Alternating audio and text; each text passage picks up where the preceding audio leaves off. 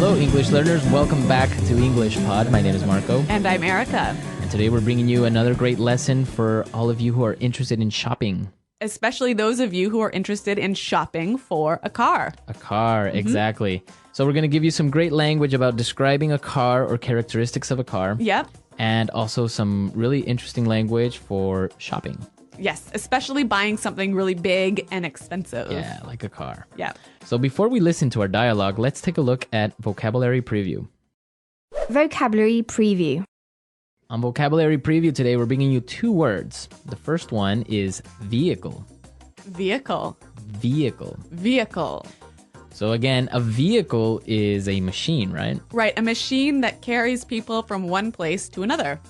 So it's important to say that a vehicle could be an airplane, A car, a a boat, boat. even a bicycle. Right. Yep. That's a vehicle. Our second word is sedan. Sedan. Sedan. Sedan. So a sedan is a type of car. Exactly. It's a type of car with 4 doors that can fit 5 people inside. So to make it more clear, most taxis are sedans. Exactly. Right? Yeah. They have 4 doors, Yeah. 5 people can fit in there, Yeah. including the driver. Except taxis in Mexico. They're not sedans? They're little Beetles. Oh. They're Volkswagen Beetles, so those Okay. are not sedans. But yeah, most countries have sedans as Yeah. taxis. To give you some examples, like a Toyota Corolla or a Toyota Camry is a sedan. Yeah. Maybe like a Volkswagen Jetta. Is that it? A Jetta, Yeah. a Jetta is a sedan. Yep. Now we could listen to our dialogue, and it's going to be at a normal speed the first time, but you don't have to worry about it. We'll come back and teach you some of the important words from the dialogue.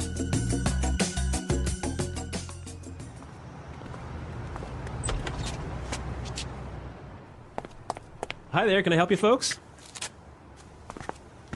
I'm just browsing, seeing what's on the lot. My daughter wants a car for her birthday. You know how it is. Dad, I'm 16 already, and I'm like the only one at school who doesn't have a car. She's right, you know. Kids these days all have cars. Let me show you something we just got in. A 1996 sedan. Excellent gas mileage. It has dual airbags and anti-lock brakes. A perfect vehicle for a young driver. Dad, I love it. It's awesome. Can we get this one, please? I see. What can you tell me about this one? Oh, that's just an old World War II tank that we use for TV commercials. Now about this sedan. Whoa, wait a minute. Tell me more about this tank. Well, sir, if you are looking for quality and safety, then look no further. 3 inches of reinforced steel protect your daughter from short-range missile attacks. Does the sedan protect her from missile attacks? It does not. Well, I don't know. Let me sleep on it. Did I mention the tank is a tank? I'll take it. Dad!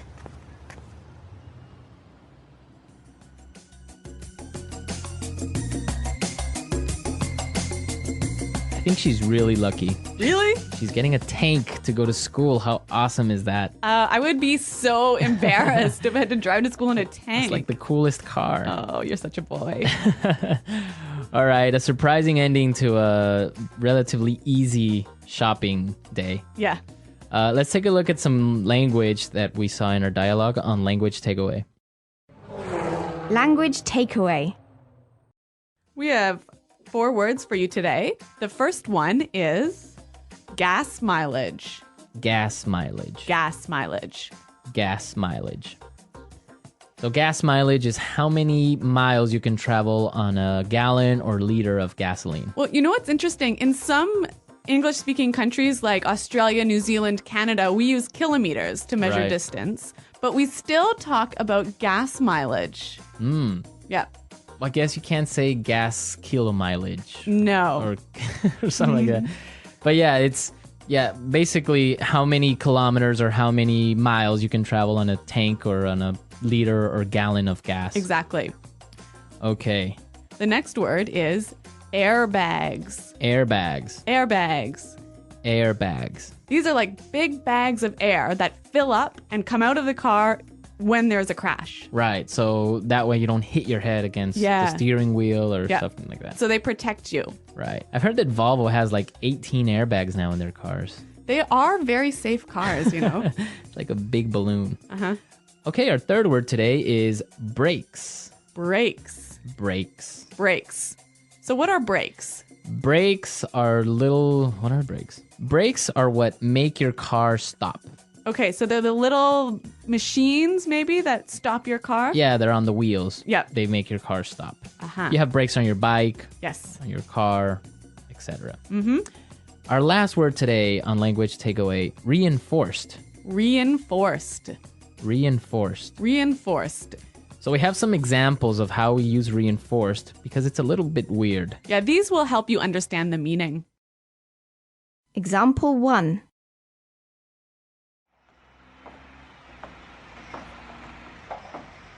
So, I reinforced all the walls. There's no way they're going to fall down.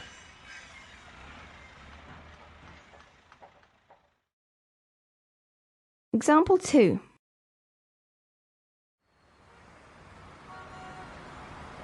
This plastic is reinforced with glass, so it's both light and strong.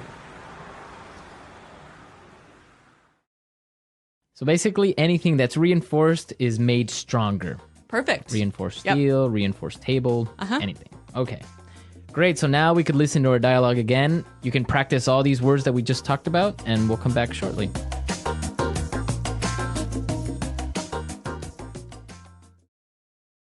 Hi there. Can I help you folks? I'm just browsing, seeing what's on the lot. My daughter wants a car for her birthday. You know how it is. Dad, I'm 16 already, and I'm like the only one at school who doesn't have a car. She is right, you know. Kids these days all have cars. Let me show you something we just got in. A 1996 sedan. Excellent gas mileage. It has dual airbags and anti-lock brakes. A perfect vehicle for a young driver. Dad, I love it. It's awesome. Can we get this one, please? I see. What can you tell me about this one? Oh, that's just an old World War II tank that we use for TV commercials. Now, about this sedan. Whoa, wait a minute. Tell me more about this tank. Well, sir, if you are looking for quality and safety, then look no further. 3 inches of reinforced steel protect your daughter from short-range missile attacks. Does the sedan protect her from missile attacks? It does not. Well, I don't know. Let me sleep on it. Did I mention the tank is a tank? I'll take it. Dad!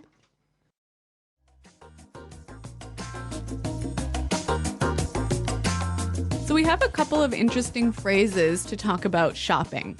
Right. Let's look at these in Fluency Builder. Fluency Builder. The first one today is I'm just browsing. I'm just browsing. I'm just browsing. I'm just browsing. This is a really useful phrase because usually salespeople will come up to you and ask you, can I help you? Are you Yep. interested in something? Yeah. And you're just looking. So Yeah, you don't really want to buy today. Right. So yeah. you're just, I'm just browsing. So then they'll just leave you alone. And Yeah, they won't bother you as much. Yeah, it's a good phrase. Another good phrase. Sleep on it. Sleep on it. Sleep on it. Sleep on it. So we have some examples of how we use sleep on it. Example 1. I don't know if we should buy that house. It's perfect for us, but it's so expensive. Let's sleep on it.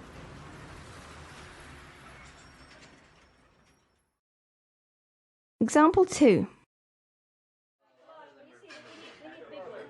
Why don't you sleep on it and tell me tomorrow?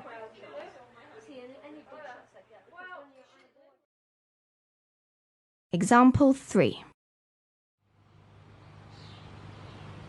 This is a bit more than what I can afford. Let me sleep on it. To sleep on it means to Like to think about it overnight. think about it, Yeah. right? So maybe you want to buy this really expensive car, But you need to think about it. right? So you'll sleep on it. So yeah, you go home, sleep on it, think about it twice, and then make a decision. Exactly. Okay, great words and great dialogue. So yeah, I love this dialogue. yeah, it's kind of funny. So we could listen to it again and then we'll come back and talk a little bit about it.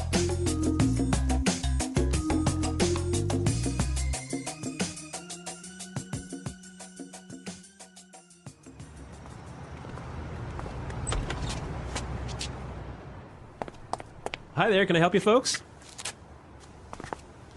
I'm just browsing, seeing what's on the lot. My daughter wants a car for her birthday. You know how it is. Dad, I'm 16 already, and I'm like the only one at school who doesn't have a car. She's right, you know. Kids these days all have cars. Let me show you something we just got in. A 1996 sedan. Excellent gas mileage. It has dual airbags and anti-lock brakes. A perfect vehicle for a young driver. Dad, I love it. It's awesome. Can we get this one, please? I see. What can you tell me about this one? Oh, that's just an old World War II tank that we use for TV commercials. Now about this sedan. Whoa, wait a minute. Tell me more about this tank. Well, sir, if you are looking for quality and safety, then look no further. 3 inches of reinforced steel protect your daughter from short-range missile attacks. Does the sedan protect her from missile attacks? It does not. Well, I don't know. Let me sleep on it. Did I mention the tank is a tank? I'll take it. Dad.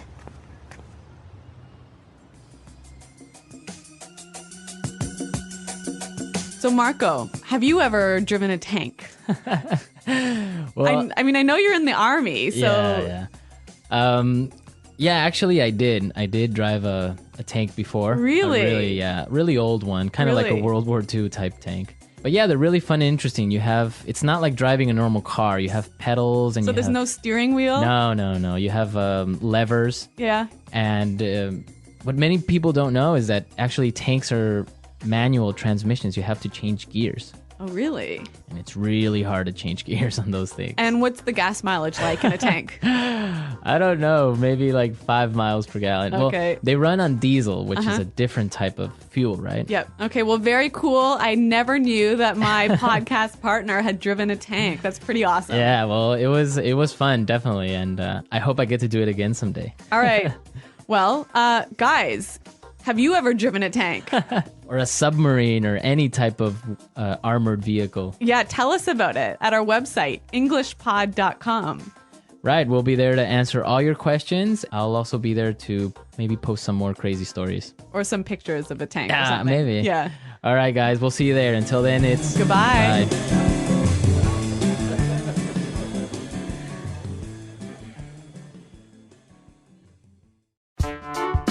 The English Pod Audio Review. Listen to the meaning, then say the vocabulary word. Look around to see if anything is interesting. Browse. A car with 4 doors. Sedan. The amount of gas used per mile. Gas mileage. Dual airbags. A device that slows down or stops something. Brake. Something that carries people from one place to another. Vehicle. Strengthen, make something stronger. Reinforce. Think about something further and make a decision later. Sleep on it. A vehicle that is larger than a car has 4 doors and is shaped like a box. Minivan. A large vehicle that is suitable to run on rough surfaces. SUV. An event where goods or services are sold at a price lower than usual. Sale. Something that is done to increase sales. Promotion. The amount of reduction in price. Discount. Something bought or sold at a price lower than its actual value. Bargain. Let's try that faster. A vehicle that is larger than a car has 4 doors and is shaped like a box. Minivan. The amount of gas used per mile. Gas mileage. A car with 4 doors. Sedan. Something that is done to increase sales. Promotion. A large vehicle that is suitable to run on rough surfaces. SUV. Look around to see if anything is interesting. Browse. Something that carries people from one place to another. Vehicle. A device that slows down or stops something. Brake. Dual airbags. Think about something further and make a decision later. Sleep on it. An event where goods or services are sold at a price lower than usual. Sale. Strengthen, make something stronger. Reinforce. Something bought or sold at a price lower than its actual value. Bargain. The amount of reduction in price. Discount. Now say the word and hear it in a sentence. Browse. I'm just browsing. I don't need any help. Browse.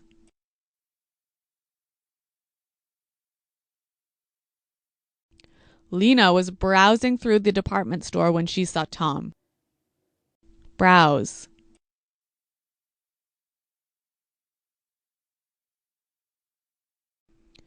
There's a lot of people browsing through the store, but no one is buying. Sleep on it.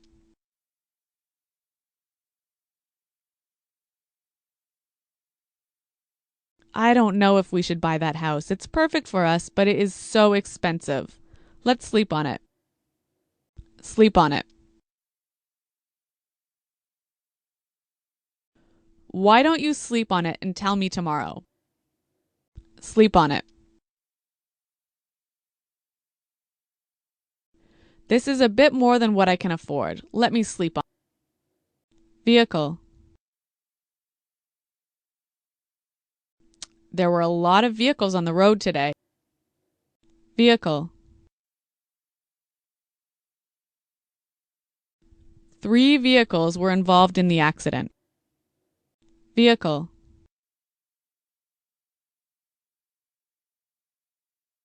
Remember, do not leave any valuable items in your vehicle.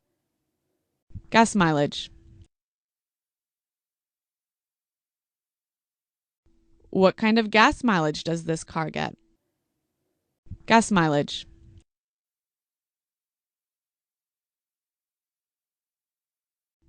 The gas mileage is great. The car gets 30 miles to the gallon.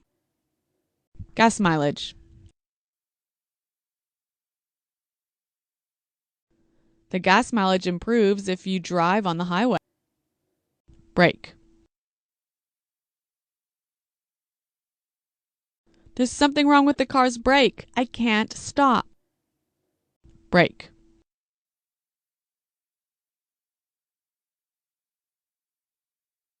Make sure you get your bike's brakes checked. I don't want you to get in an accident. Brake. The brakes didn't work and he crashed into a tree. Reinforce.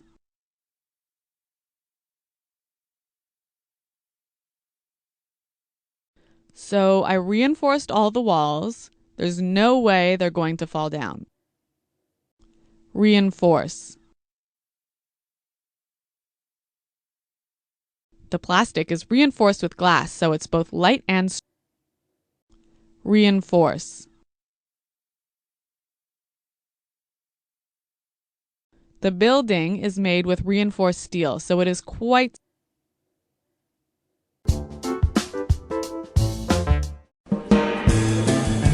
Hello, everyone. Welcome back to English Pod. My name is Marco. And I'm Erica. And today we're bringing you a very, I would say, embarrassing lesson for us men. Right, embarrassing for men, but I think it's okay for women. That's right. We're going to be talking about buying underwear, specifically women's underwear. Right, so obviously not the favorite thing for men to do. Well, apart from being a little bit uncomfortable, it's also boring. Yeah, it involves shopping, It right? involves shopping, so we're not really big on that. All right, but well, even though it might be a little bit of an uncomfortable topic, there is some great language in here, isn't there?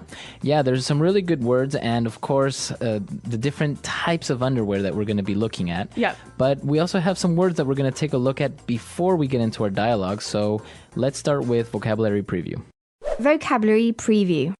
Well, we're going to look at two words that will appear in our dialogue, and the first one is lingerie. Lingerie. Lingerie. Okay, so lingerie, this is a nice fancy word. Mm-hmm. Basically for underwear, right? Right, for women's underwear. Women's underwear. Yeah. So lingerie, but it's very nice, very... Like pretty, sexy. Sexy underwear, yeah. Now, the spelling of this word is interesting, isn't it? Yeah, it's spelled Lingerie. Lingerie. Lingerie. Yes. Don't you love English spellings? So women's nice, pretty, sexy underwear. That's right. And our second word, awkward. Awkward. Awkward. Awkward. So this is a feeling that men have, especially when they're buying women's underwear. Well, yeah, you feel a little bit uncomfortable, Yeah. or it's a strange Or situation. weird or Yeah. out of place. It's awkward. Yes. All right, so we're going to be hearing both of these two words in the dialogue. Now, Marco, where are we here? We're going to be at a department store at the section where they have women's lingerie, and we have a guy buying underwear for his girlfriend. All right, well, let's find out what happens.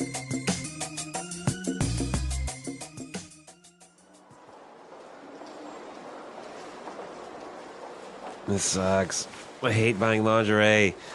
Okay, just find something and get out of here. All right, these are fine. Oh, no, don't come over here. Don't come over here. You look a little lost. Can I help you? I'm just having a look around. It's my girlfriend's birthday tomorrow. I'm trying to find her something. Well, you can't give her granny panties. Have you thought about getting her some sleepwear? We've got these lovely silky nighties, or how about some nice panties and a bra set?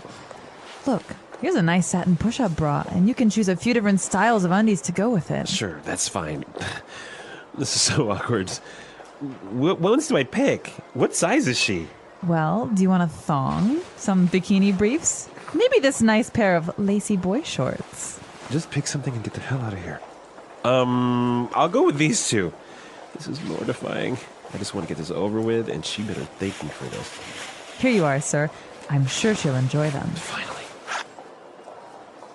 I'm sorry, sir. I'm going to have to take a look inside your bag.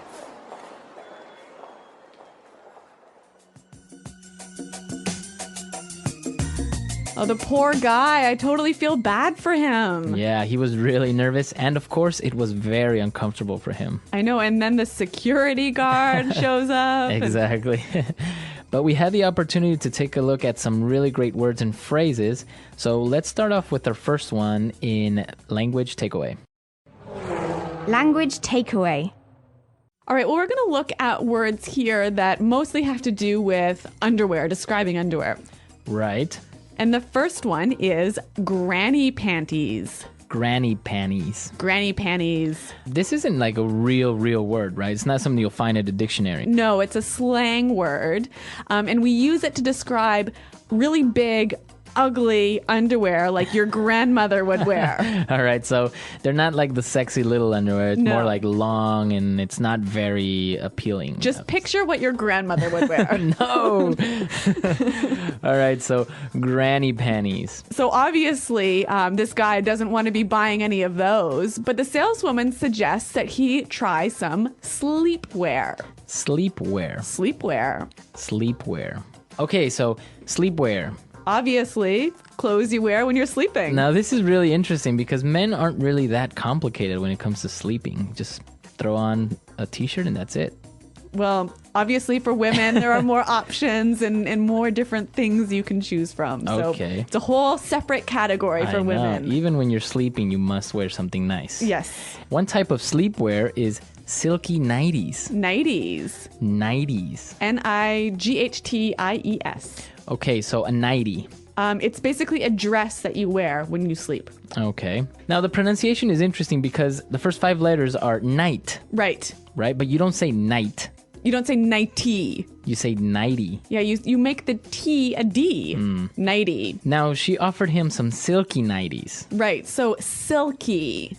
Obviously, we know silk is a Right. soft, shiny fabric, right? Right. So when something is silky, it's either made from silk or it's Similar. soft and shiny. Okay, so Yep. some silky nighties, very soft, shiny nighties. Exactly. Okay. What about our next word? Well, the sales girl offers different styles of undies. Undies. Undies. Undies. So undies is an interesting word. It's basically short for underwear. Underwear, okay. So you can just call underwear undies. Yes. But I think you mostly use this when you're talking about women's underwear. Oh, really? I mean, I don't know if I would say undies when I'm talking about men's underwear. No, I don't think so. Maybe children's underwear. Yeah, for children. For Yep. children, right? Yep. Okay. All right, so we saw some of the different types of clothing, but now let's take a look at this interesting adjective, mortifying. Mortifying. This is mortifying. Mortifying. Okay, so when something is mortifying, Well, I think we've got some examples to show you what that is like. Example 1. And then I fell in front of everyone. It was mortifying. Example 2. I was completely mortified when I realized what I had done. Example 3. It must have been mortifying for her when she realized that her underwear was showing. so basically it's very embarrassing. Super embarrassing. You want to die almost. Yep. Okay. Which is interesting. I mean, mort. Right? From death, French. right? Yeah. Interesting. All right. Well, etymology here at English Pod. All right, so some interesting. Okay, so we saw the different types of underwear. We saw this really great word for when you're really embarrassed. So now let's take a look at some of the phrases that you would use when you're really embarrassed in Fluency Builder. Fluency Builder. All right. Well, we have 2 phrases to look at here. The first one, get the hell out of here. Get the hell out of here. Get the hell out of here. Okay, so if I say I want to get the hell out of here, You want to leave this place really quickly. really quickly. Yep. Just, I want to leave. Right now. Now, when you're using this phrase or this sentence, get the hell out of here, is it really polite? No, of course not. It's impolite. Okay, so it's it's really negative. Very negative and informal, right? Yep. So you would use this maybe with your friends or, like in this case, think it to yourself. Yes, but it's not a good idea to use with your boss or your mother. All right. Yeah. Okay. I guess sometimes depending on the tone you use, how you say it, you can sound really angry, right? Definitely. Right? Okay. All right, well, let's listen to some examples. Example 1. This place is scary. Let's get the hell out of here. Example 2. What are you doing in my house? Get the hell out of here. Example 3. We were at a friend's party and all of a sudden her parents arrived. We got the hell out of there as quickly as possible. All right. So get the hell out of here. Get the hell out of here. Now let's take a look at our last phrase for Fluency Builder. Get this over with. Get this over with. I want to get this over with. So you want to finish it really quickly. But you want to finish it because you're not really enjoying it, right? Exactly. This is something that you use when the situation is negative. It's negative. Okay. Yep. Okay, so I just want to get this over with. Yeah, I want to get this test over with. I want to get this day over with. I want to get this. Maybe if you're on a bad date, I want to get this date over with. Yes, exactly. Okay. All right, well, interesting phrases. And I think it would help us to hear them once more in context in the dialogue.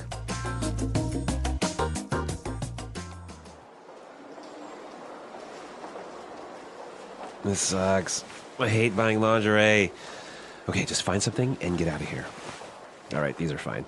Oh, no, don't come over here. Don't come over here. You look a little lost. Can I help you? I'm just having a look around. It's my girlfriend's birthday tomorrow. I'm trying to find her something. Well, you can't give her granny panties. Have you thought about getting her some sleepwear? We've got these lovely silky nighties, or how about some nice panties and a bra set? Look, here's a nice satin push-up bra, and you can choose a few different styles of undies to go with it. Sure, that's fine. This is so awkward. What ones do I pick? What size is she? Well, do you want a thong? Some bikini briefs? Maybe this nice pair of lacy boy shorts. Just pick something and get the hell out of here. I'll go with these two. This is mortifying. I just want to get this over with, and she better thank me for this. Here you are, sir. I'm sure she'll enjoy them. Finally. I'm sorry, sir. I'm going to have to take a look inside your bag.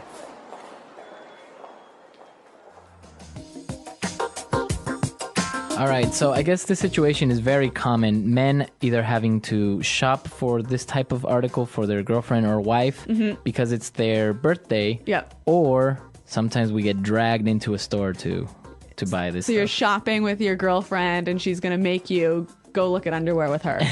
Yeah, I usually don't do that though. I'll just go to the next section and just look around. Look at tools. Look at TVs and Yeah. PlayStations. Yes. But you know what? I have seen some men who go shopping with their girlfriends or wives and actually enjoy buying underwear. See, that's the thing. I think it makes sense, but I don't know how comfortable you would actually be. I don't know why. I guess just how it indicates sexuality and all Yeah. this stuff. Oh, well. Like, I could do it for maybe 5 or 10 minutes, give my professional advice, and then Yeah. I'm out of there. All right. Well, maybe those guys who look like they're enjoying themselves are just really talking in their heads, telling themselves how much they hate this. Exactly. Maybe they're just They're pretending. pretending or listening to their iPod. Well, tell us, guys, I know we've got a lot of male listeners. Tell us what you think.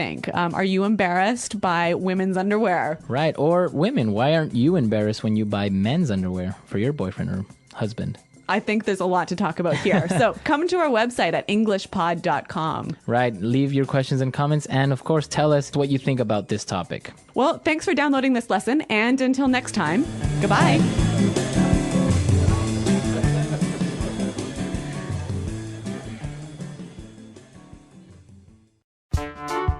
The English Pod Audio Review.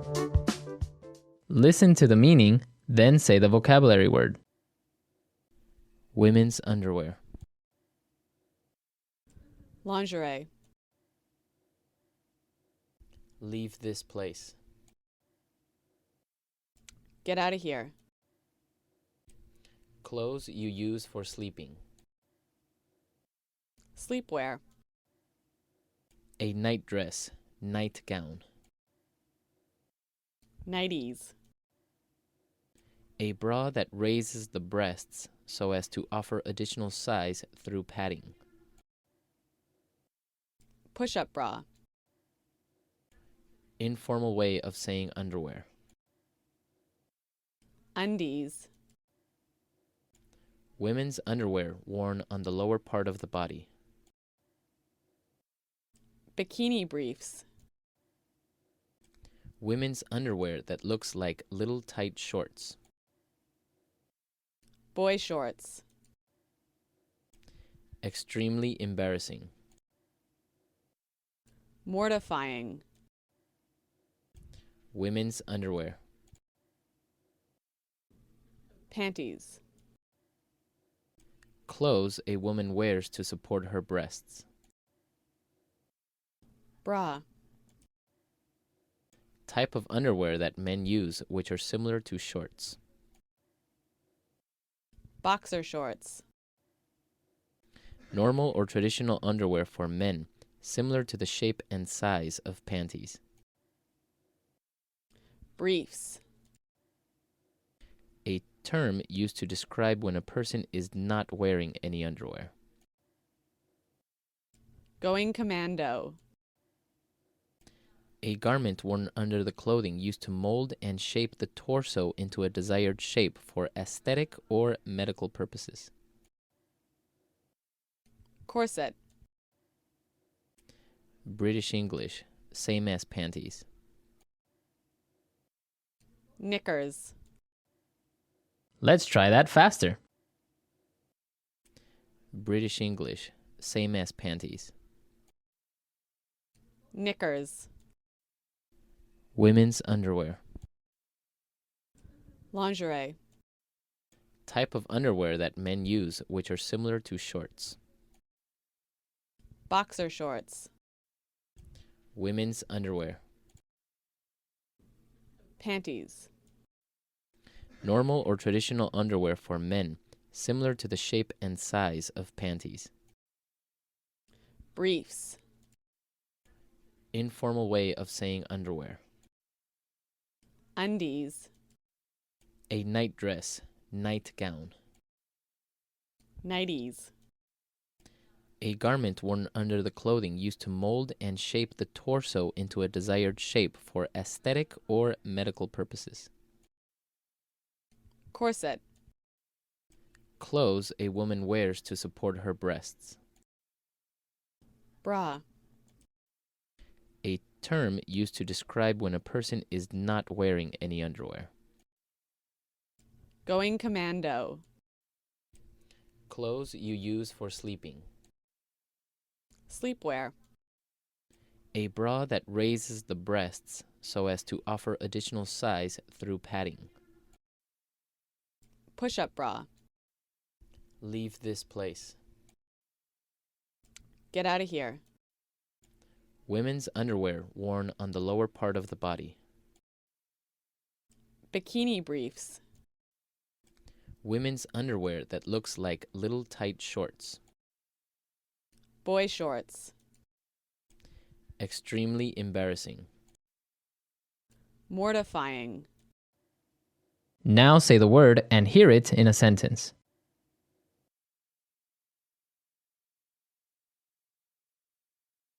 This sucks. Now I have to wait another hour for the next train. That movie sucks. It's so boring. I suck at basketball. Let's have a look around before we decide.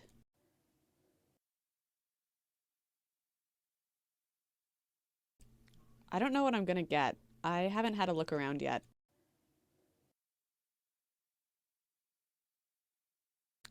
Do you want to have a look around and see what's available?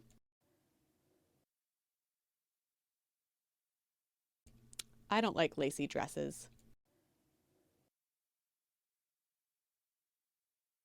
These flowers are so lacy and delicate. It's too lacy. I don't like it. Mortifying.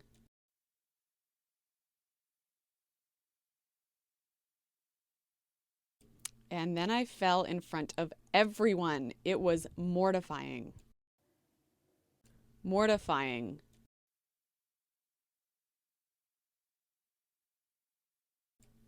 I was completely mortified when I realized what I had done. Mortifying.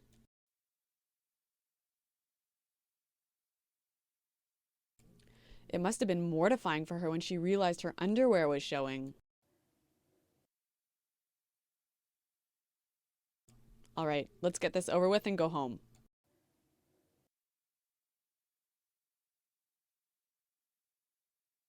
We have one thing left to do, so let's just get it over with.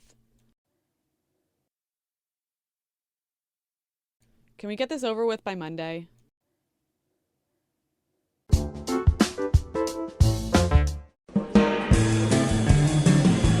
Hello, English learners. Welcome back to English Pod. My name is Marco.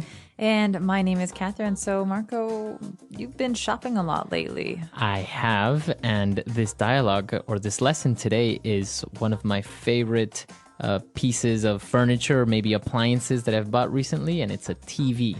All right, so I'd even go for electronics with that one. The electronics department is somewhere you like to hang out. Uh-huh. Well, I mean, I think every guy loves, like a big screen TV and a home theater system, so you just like go deaf after watching. And why is that? Is bigger really better when it comes to like a 70-inch TV? Or... Well, I don't know. I think, the whole experience of just seeing this movie on this huge TV and like having all the sound and I don't know, it's just something about that. Or watching a football game with your buddies and you can actually watch. Yeah. Okay, that I can appreciate. But we've got a couple of great words for you. We're going to preview in today's vocabulary preview. Vocabulary preview. Okay, so on vocabulary preview today, we're going to be looking at 2 words. The first one is to appreciate. All right, so this basically means to like. Mm-hmm. Yeah, you appreciate someone.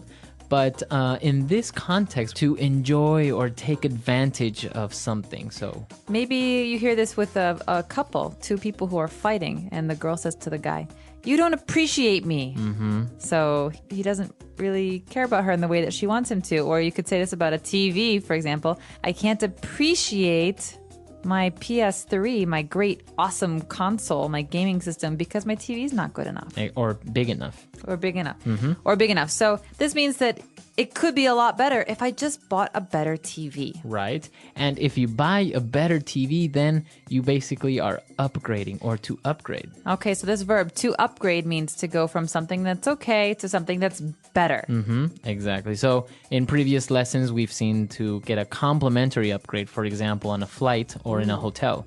I like that. Well, you can also get an upgrade on a computer. You say, well, my computer's from 1994. I really need to get an upgrade. Yeah, for sure. So to upgrade. Now, we're going to be listening to this dialogue for the first time. We're going to be buying a TV. So let's listen.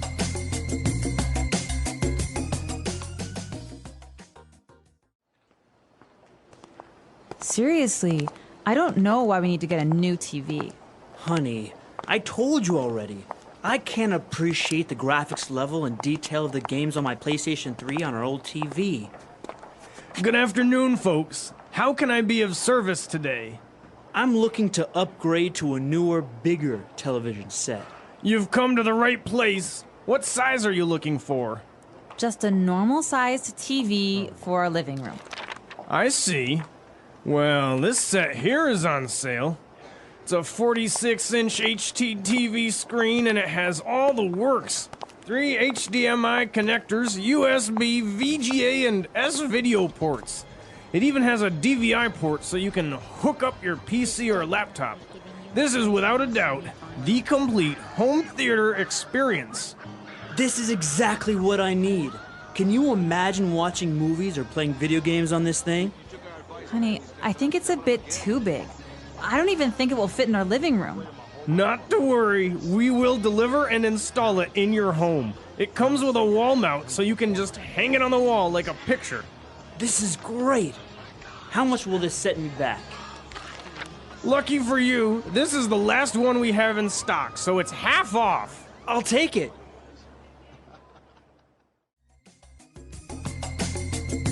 All right, so I'm going to have to defer to you, Marco, on some of these words in today's language takeaway because they're all about TV specifics. Language takeaway. All right, the first word that we're going to be looking at is graphics, the graphics level. All right, so you might have heard this before with the phrase graphic designer, someone who designs images. But in this case, we're talking about graphics, so the way things appear on your TV. So like basically the pictures, right? So he wanted to appreciate the graphics of his PlayStation 3 better, and that's why he wanted a new TV. All right, we could say, my computer has amazing graphics. It means games are really fun because they look good. Or this game has amazing graphics, so the game has, places or scenery that looks really, really real. All right, so graphics. But some kinds of TVs are made to provide those wonderful graphics, and those are called HD TV. Right, an HD TV, or that's an acronym for high definition television. All right, and I heard some actors and actresses were complaining about HD TV because the picture quality is so good that you can see all of the little problems on their face, the little wrinkles and the pimples and the scars. So be careful because one day we're going to be able to see way too much. Exactly. So on high definition television, that's basically what you get is better definition, better level of graphics. So more pixels per inch. You can see a lot more clarity. Right. So an HD TV. The next thing we're talking about is actually kind of related to the back part of your TV where you plug things in. Sometimes it's on the side, sometimes it's on the back. Well, there are different names for different kinds of plugs. So today we're going to talk about two of those. One of them is USB. Right. This TV has a USB port, which basically stands for Universal Serial Bus. All right. So a port is a place where you plug something in. Your computer has a lot of ports as well. But USB is maybe more common for people who have iPods or computers because this is how we normally connect things to our computers. So in this case, this television, you could connect maybe your iPod and reproduce videos or pictures onto the TV. Awesome. Or in the second case, we have a DVI port. So DVI, you're going to have to tell me about this one, Marco, because I'm not so sure. Well, a DVI is basically a digital video input. So basically you can connect your computer to the TV and see what's on your screen. Nice. And so if you have a bunch of movies stored on your computer, you can just plug it into the TV and watch. Or you can even navigate the internet on a big screen TV. Cool. Yeah. All right. So what are these three HDMI connectors? All right. Well, this is a new technology.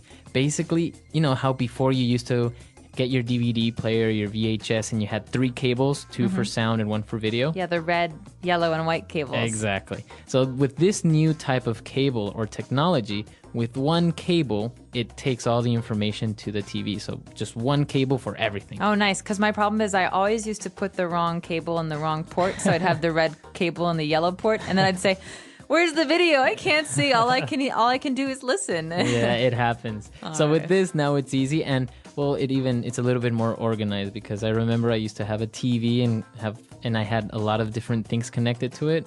It was just this big spider web in the back with all these cables. So an HDMI, high definition multimedia interface connector. And what else do we have? Well, the last thing we're talking about is actually the place to put your TV. So a lot of people now are putting their TVs on walls like paintings because these TVs are so thin. So we call this a wall mount. So a mount. To mount something is also a verb, right? Yeah, it means to put something up or to hang something up. So many people like to mount their trophies to show off. Very good. So this is what we're doing with the TV. We're going to mount it on the wall like a painting. Cool. So those are our words for language takeaway. Let's take another listen to today's dialogue, but we're going to slow it down this time and really figure out what's going on. Seriously, I don't know why we need to get a new TV. Honey, I told you already. I can't appreciate the graphics level and detail of the games on my PlayStation 3 on our old TV. Good afternoon, folks. How can I be of service today? I'm looking to upgrade to a newer, bigger television set. You've come to the right place. What size are you looking for? Just a normal-sized TV for our living room. I see. Well, this set here is on sale. It's a 46-inch HT TV screen and it has all the works. 3 HDMI connectors, USB, VGA, and S-video ports. It even has a DVI port so you can hook up your PC or laptop. This is without a doubt the complete home theater experience. This is exactly what I need. Can you imagine watching movies or playing video games on this thing? Honey, I think it's a bit too big. I don't even think it will fit in our living room. Not to worry, we will deliver and install it in your home. It comes with a wall mount so you can just hang it on the wall like a picture. This is great. How much will this set me back? Lucky for you, this is the last one we have in stock, so it's half off. I'll take it. All right, so now we're going to be taking a look at 3 different phrases that we saw in this dialogue in Fluency Builder. Fluency Builder. All right, this first phrase is definitely one that I use a lot. We can talk about food, we can talk about electronics, we can talk about most different things, but the phrase here is the works. He's getting the works. All right, that means any option he could get, any possibility, he wants it all. Right. So if you're getting a new car, for example, right? You're getting the high definition sound system, you're getting nice tires, leather seats, you're getting the works. All right, or if you're getting a hamburger and you want the works, you're getting it with cheese and lettuce and tomato and pepper and bacon. And, it means every option, you're getting it all. The works. So I think this word is so versatile that we should maybe listen to some more examples. Example 1. The bridegroom was wearing a morning suit, top hat, gloves, the works. Example 2. He spent over $10,000 on his home theater system. He got all the works. Example 3. I bought a new car with all the works. Magnesium rims, custom paint, and leather seats.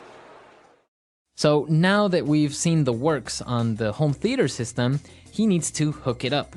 All right, so this is an important part and a very exciting part of a new purchase. So when you buy something, you have to hook it up. That means you have to plug things together. Okay, so we plug things into the wall for electricity, but also hook up maybe those cords you were talking about earlier, that HDMI connector. That's called hooking up or connecting. So you would hook up your DVD player to your television. All right, I could ask you, did you hook up those new speakers to your big TV yesterday? Very good, right? All So right. to connect. It's another way of saying to connect. And finally, the big event when you're buying something is the end, when you have to actually pay. And this guy is a little bit worried that the things he wants cost a lot of money. So he asks a really great question. Yeah, he said, how much will this set me back? Okay, this sounds a little weird at first because you could just say, how much will this cost? But he's speaking in a very colloquial way, very familiar. And he says, how much will this set me back? Right. So how much will this cost me? So how much am I actually going to spend? So it's just a different way of saying how much does it cost. But it's, like you say, more colloquial. It's a lot more native-like. Exactly. And so if you're writing your paper, you don't want to write this, this will set you back $500 in economics, but we'd say this in spoken language in our normal daily lives with friends. So why don't we listen to a couple more examples of set me back? Example 1. This unexpected expense is going to set us back a couple $1,000s. Example 2. That fancy dinner at the restaurant last night really set us back. Example 3. I feel guilty about buying this coat. It set me back over $300. All right, great. So now that we've taken a look at those great phrases and with some good examples, why don't we listen to this dialogue one last time?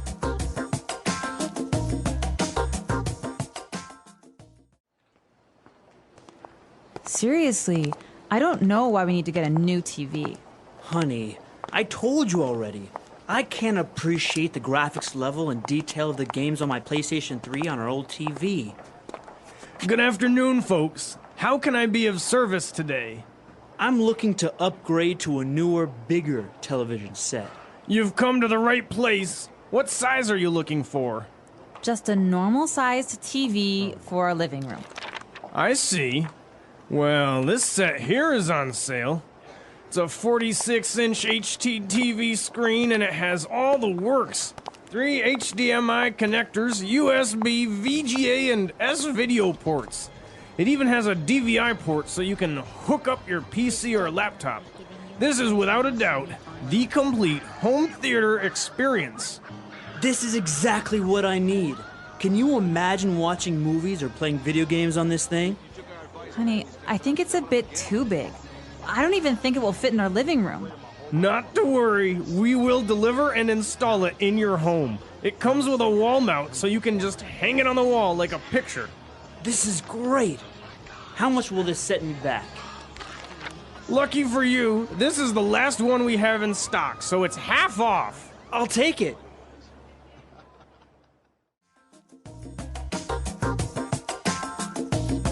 Okay, so a big TV, I don't know, I think it's just a great thing to have at home. Not to, spend too much time in front of the TV, but it's good to sit down and watch a movie. It's nice because, now there's so many different things you can do with it. You can hook up your computer, you can buy a projector, you can play your PS3 or your Wii. So I think there's a lot to do, and it's just wonderful how great graphics have come in just like the last 5 years. Mm-hmm. What do you think about having a television set, for example, in the bathroom? I would say it's a really bad idea, but I think if I have a bathtub, I think it'd be really cool. What about, some people don't like having a television set in their bedroom. I agree with this. Why? I agree. Because I think it's really important that you have peace and quiet in your bedroom, because it's kind of like, for me, it's an important space where I can just relax and be quiet. And I like reading a lot. So if I have a TV, maybe I'll watch more TV, but I'd much rather read a book before bed. True. Yeah, I definitely agree. But, I've seen people that have TVs in their living rooms, in their dining rooms, even in their kitchen. So they're watching something while they're cooking. And even in the bathroom, like you say, in a bathtub, well, it's nice, but some of them I've seen in front of the toilet or something like that. No. Well, I would say that the one in the kitchen is nice because if you spend a lot of time in the kitchen, you can watch the news while you're cooking, or you can actually watch cooking shows and try and practice. Or soap operas. Or soap operas. So I guess it depends on the person. It depends on how much you watch TV. But I'm curious to know what our listeners have to say about TVs and big electronics purchases. Right. So come to our website, englishpod.com. If you have any questions or any doubts regarding the lesson or any suggestions, you can let us know. Otherwise, we'll be there to just talk and practice that English. And of course, send us your suggestions for future lessons. We love to know what you're interested in learning about. All right. We'll see you guys there. All right. Bye, everyone. Bye.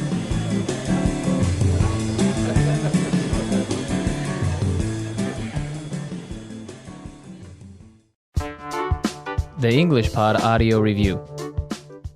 Listen to the meaning, then say the vocabulary word. A machine for projecting an image onto a screen or other surface. Projector. To be grateful for something. Appreciate. To connect an appliance to an electrical outlet. Plug in. Get something better, more modern, or more useful. Upgrade. A device that converts electrical signals into sounds loud enough to be heard at a distance. Speaker. A device used to control an apparatus or machine from a distance. Remote control. A television service in which the subscriber's television is connected to a central receiver by cable. Cable television. Cost. Set me back. To connect. Hook up. The best things offered. The works. Let's try that faster. To be grateful for something. Appreciate. A device that converts electrical signals into sounds loud enough to be heard at a distance. Speaker. The best things offered. The works. A machine for projecting an image onto a screen or other surface. Projector. Get something better, more modern, or more useful. Upgrade. A television service in which the subscriber's television is connected to a central receiver by cable. Cable television. To connect. Hook up. A device used to control an apparatus or machine from a distance. Remote control. To connect an appliance to an electrical outlet. Plug in. Cost. Set me back. Now say the word and hear it in a sentence. Appreciate.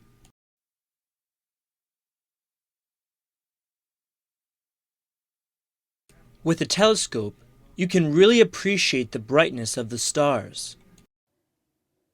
Appreciate. I really appreciate your help during these tough times. Appreciate.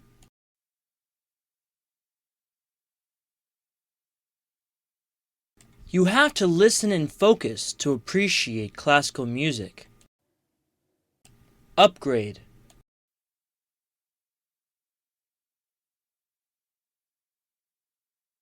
The government has designated funds in order to upgrade their military defenses. Upgrade.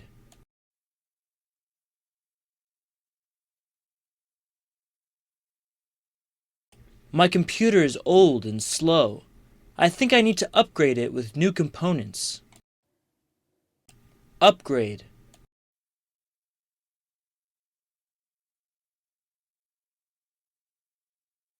If you want to have the sports channels, you need to upgrade to our premium cable package. The works.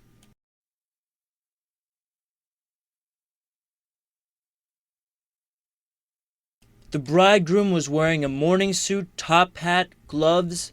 The works. The works.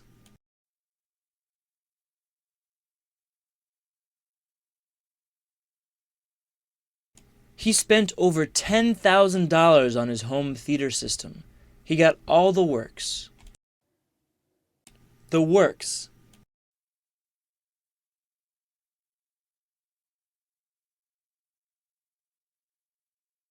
I bought a new car with all the works. Magnesium rims, custom paint, and leather seats. Hook up.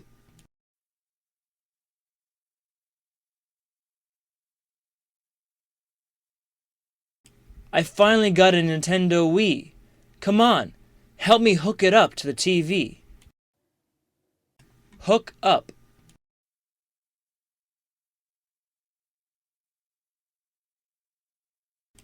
I don't know how to hook up this new DVD player. Can you help me? Hook up.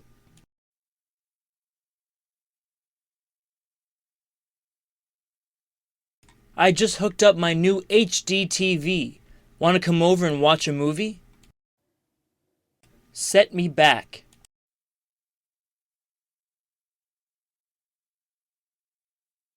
This unexpected expense is going to set us back a couple $1,000s. Set me back.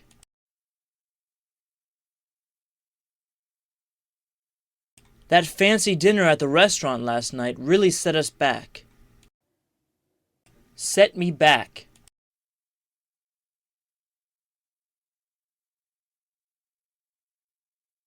I feel guilty about buying this coat. It set me back over $300.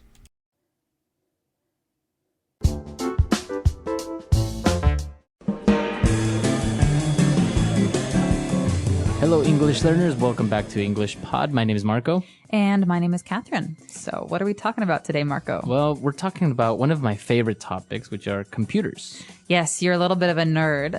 A little bit. I love computers and technology and everything that's related to it. So that's what we're going to be looking at today. Maybe we're buying a new computer. Well, I anticipate learning something from this because there are a lot of those fancy big words that I don't know that have to do with processors and gigo things. So that's going to be coming up in a minute here. But first, let's just jump right in and take a listen to today's dialogue.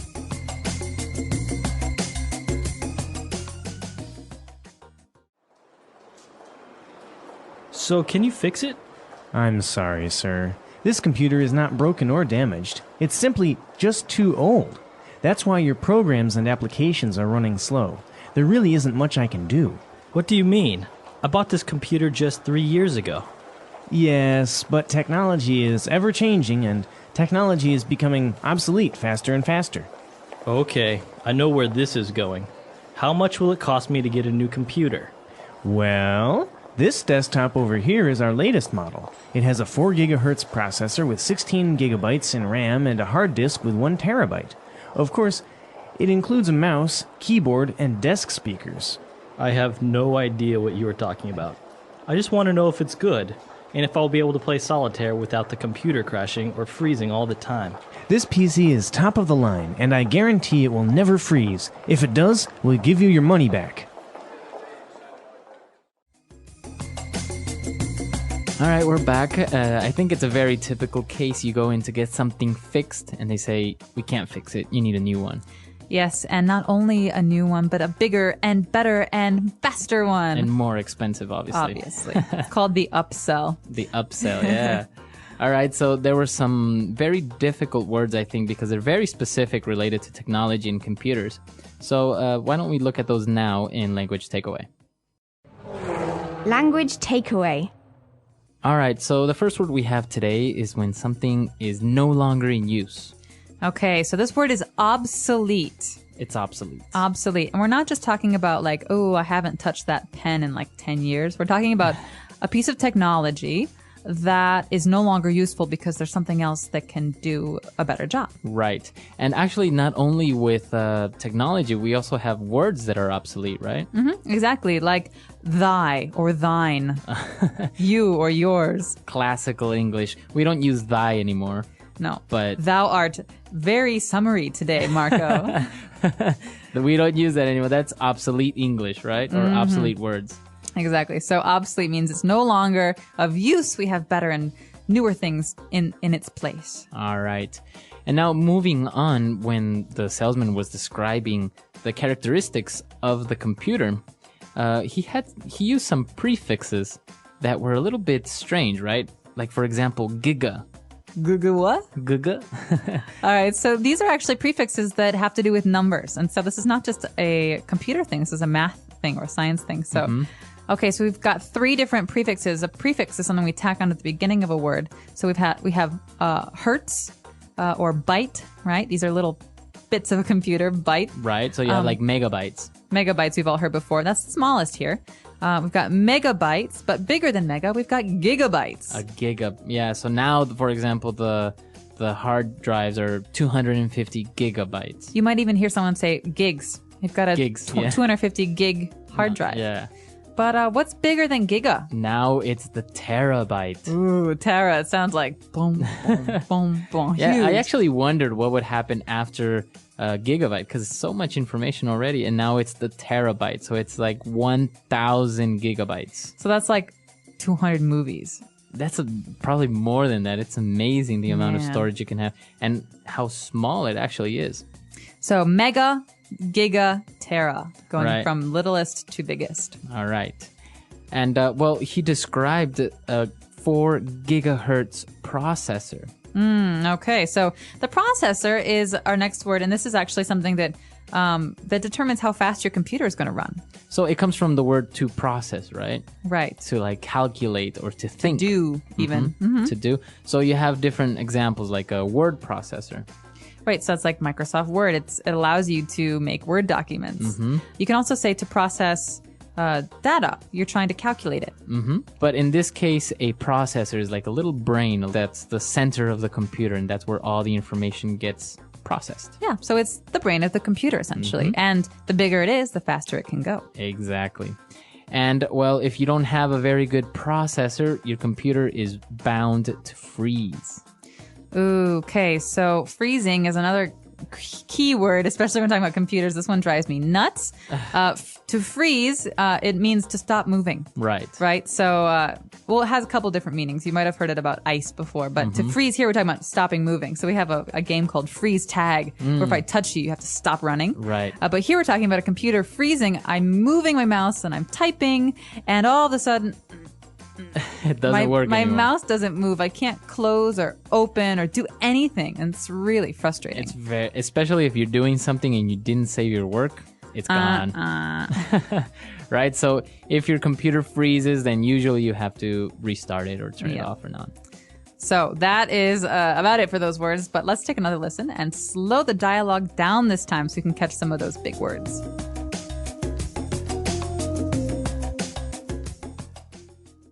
So can you fix it? I'm sorry, sir. This computer is not broken or damaged. It's simply just too old. That's why your programs and applications are running slow. There really isn't much I can do. What do you mean? I bought this computer just 3 years ago. Yes, but technology is ever-changing, and technology is becoming obsolete faster and faster. Okay, I know where this is going. How much will it cost me to get a new computer? Well, this desktop over here is our latest model. It has a 4 gigahertz processor with 16 gigabytes in RAM and a hard disk with 1 terabyte. Of course, it includes a mouse, keyboard, and desk speakers. I have no idea what you are talking about. I just want to know if it's good, and if I'll be able to play solitaire without the computer crashing or freezing all the time. This PC is top of the line, and I guarantee it will never freeze. If it does, we'll give you your money back. Great, so we are back. So now let's jump into today's Fluency Builder. Fluency Builder. All right, so on Fluency Builder, we're going to take a look at 3 different phrases. For example, the salesman was describing technology and said that it's ever-changing. Okay, so this is almost a little poetic line here. So ever-changing means always changing. Always. Right? Always changing. And so we can say that the ocean is ever-changing. You know, Right. The waves are always changing it. But in this case, he's saying that technology is always changing. It's always progressing into something new. And so Exactly. that is a key selling point for this guy. Right. So this is actually a very interesting word. We can use it like in your example beyond technology, like the way, like the sea is ever changing. So why don't we listen to a couple of other examples? Example 1. There's always something new in this ever-changing world. Example 2. Times are ever changing, and we must prepare ourselves better every day. Example 3. The flu is an ever-changing virus that continues to claim many lives. All right, we're back. So now we understand the ever-changing. So the man who's trying to buy this computer, or at least get his computer fixed, really starts to get frustrated with the salesman. And he says, okay, I know where this is going. So he hears the sales pitch. He hears this guy trying to loosen him up a little bit. He says, I know where this is going. So what does this mean, this where something is going? So basically what direction a conversation or a topic or a situation is taking. Okay, so he's saying, I know why you're telling me these Right. things. I know your motive. Or I know what's happening. I know what you're going to say. Okay, so he's essentially saying, I know you're going to try and sell me a computer. Right. All So you can use it in other circumstances, right? For example, a relationship. I don't know where this is going. Right. What is going? Classic breakup line. I just don't think I know where this is going anymore. So in reference to the relationship, right? Yeah, We so- don't know what's happening. Are we serious? Are we maybe going to get married? I don't know anymore. I can't tell where this movie is going. It's so like, here and there and boring. Yeah, you and- don't know the plot. Yeah. All right. So it's a very common phrase, and it sounds very natural when you say it, right? It does. And that's why it's Fluency Builder really helps you sound like a more native English speaker when you use these kind of phrases. And the next one is also very, very good when he describes the condition of the computer. He says it's top of the line. Top of the line. Now, what line we're talking about, I do not know, but this Like is above average line. right. So this is the best of the best. This is the top model or the top computer. And you can definitely imagine a car salesman using this. Yeah. Yes, this BMW is top of the line. It's the best money can buy. Yeah, that's another good one. So basically, top of the line is the best of the best, the above average, right? More than above average. It's the best you can do. And The so best you can the buy. guy is saying, listen, this is our best computer. Really, you should buy it. And obviously, top of the line usually costs a lot of money. Yeah, it's usually for something that costs money, right? For things. You wouldn't really use it for a person, right? He's top of the line. No. Top of the line, I think, generally refers to electronics and cars Yeah. or like motorcycles. And so you often hear top of the line stereo, top of the line TV, top of the line car. But you wouldn't say this about food or Yeah. people or art. Yeah, you wouldn't say this painting is top of the line. Nah, no, not about like very unique things. You'd say Right. this about kind of manufactured things. Very good. So we've taken a look at a lot of great phrases. Why don't we listen to our dialogue for the last time, and then we'll come back.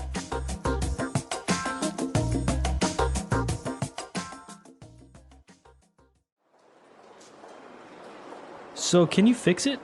I'm sorry, sir. This computer is not broken or damaged. It's simply just too old.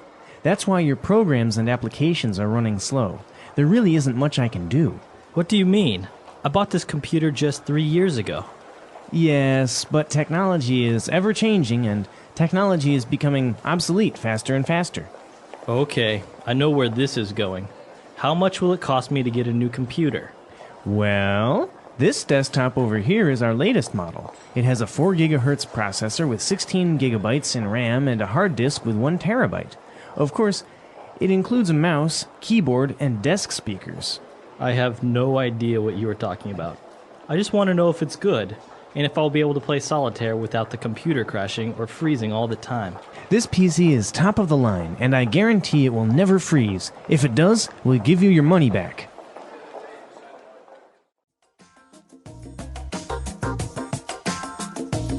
All right, we're back. So, computers. Catherine, I know you recently got a nice Macintosh.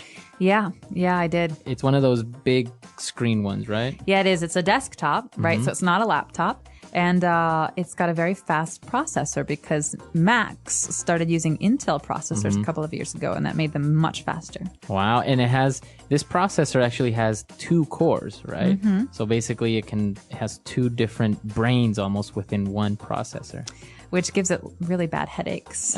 She complains to me often.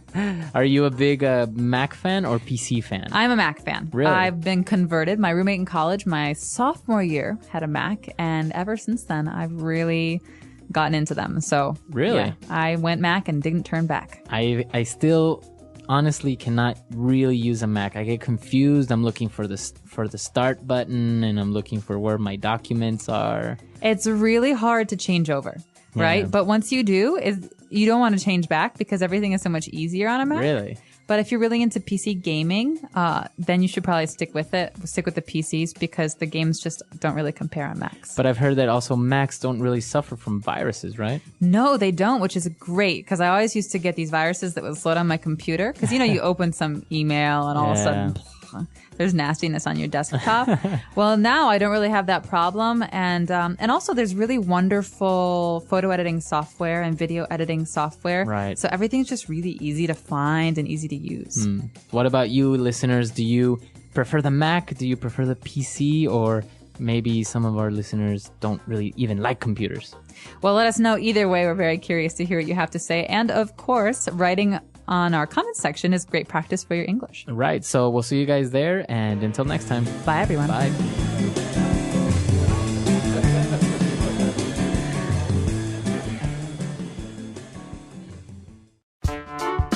The English Pod Audio Review. Listen to the meaning, then say the vocabulary word. Always becoming different. Ever-changing. A written promise that a seller will repair a product if a problem arises. Warranty. No longer useful. Obsolete. A portable computer. Laptop. The direction of an event.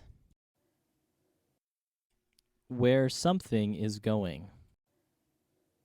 To change into a more advanced state. Evolve. To be completely unaware of something. I have no idea. A device that allows computers to communicate without wires. Wireless modem. To suddenly stop functioning. Freeze. A system for communicating between computers. Network. A computer application. Program.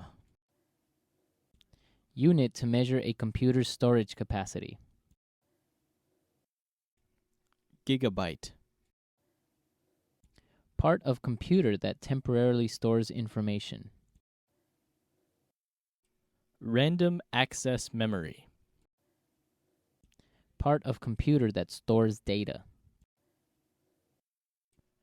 Hard disk. Measurement of computer processor speed. Gigahertz. Device in a computer that manages operations. Processor. To suddenly stop functioning. Crash. To make a written promise. Guarantee. Let's try that faster. A computer application. Program. Measurement of computer processor speed. Gigahertz. The direction of an event. Where something is going. Unit to measure a computer's storage capacity. Gigabyte. No longer useful. Obsolete. Device in a computer that manages operations. Processor. Always becoming different. Ever-changing. A device that allows computers to communicate without wires. Wireless modem. A written promise that a seller will repair a product if a problem arises. Warranty. Part of computer that stores data. Hard disk. To suddenly stop functioning. Crash. To make a written promise. Guarantee. Part of computer that temporarily stores information. Random access memory. To suddenly stop functioning. Freeze. A portable computer. Laptop. To change into a more advanced state. Evolve. A system for communicating between computers. Network. To be completely unaware of something. I have no idea. Now say the word and hear it in a sentence. Ever-changing.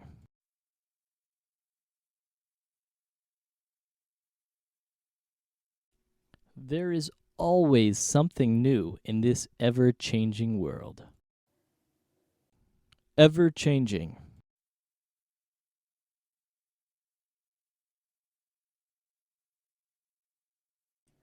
Times are ever-changing, and we must prepare ourselves better every day. Ever-changing.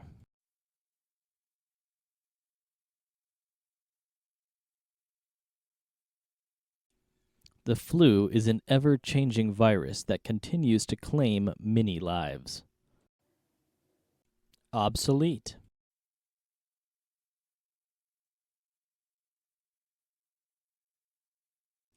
This fleet of battleships from World War II is completely obsolete.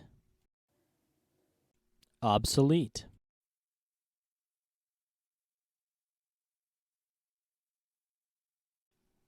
Broom is an obsolete word that means mist or fog. Obsolete.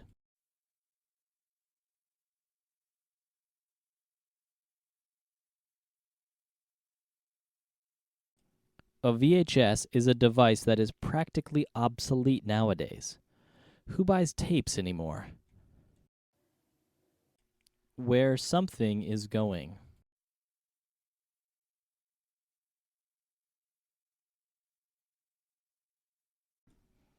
We fight every day. I don't know where this relationship is going. Where something is going.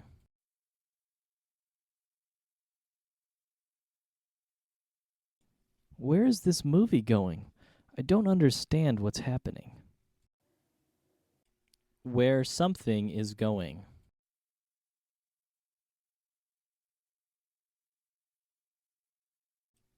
You want to do what? Where are you going with this conversation? I have no idea.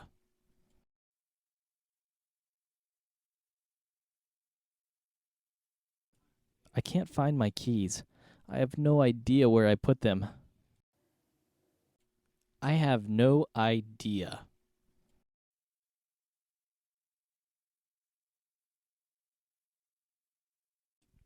I have no idea where Tom went. Maybe he's in the bathroom? I have no idea.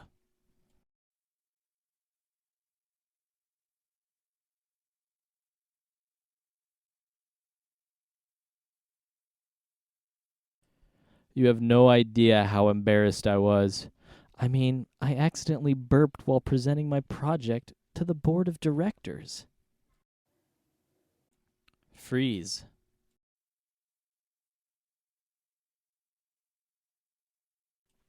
If your computer freezes, you'll have to shut it down. Freeze.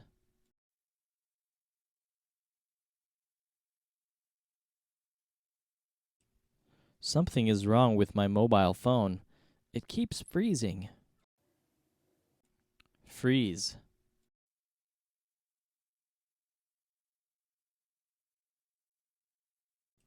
The files are not ready yet because my computer froze last night.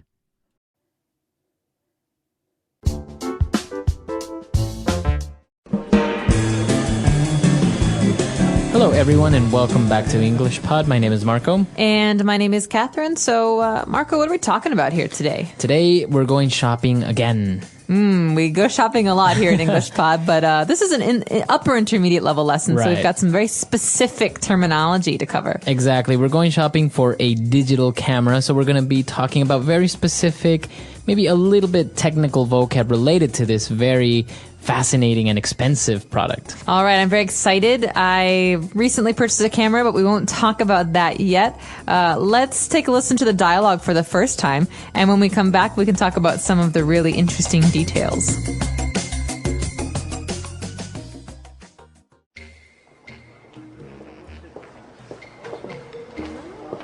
Hello, ma'am. Can I help you find something? Yes, actually. I'm looking to buy a camera.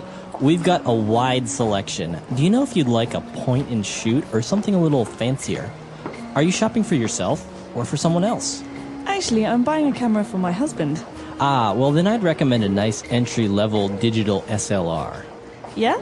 Can I take a look at the SLRs you carry? Sure thing, follow me. This here is the Canon EOS. Yeah, it's okay, but I'm looking for something that performs better in low light, has a better display panel and longer battery life. Oh, the Nikon D60 is a nice option? Yeah, but what kit lens does this camera come with? I don't want some bulky telephoto lens. Well, this one has the, Looks to me like an 18 to 55mm lens. Pretty standard. That'll do. Not like my husband will be stalking celebrities or anything. Can I interest you in any accessories? Do you carry polarizing filters? Polarizing filters? We should. I'm sorry, ma'am. Looks like we're sold out. No, you're not. There are some right here. Oh, well, would you look at that? Polarizing filters. Thanks for your help, Ralph. No problem, ma'am.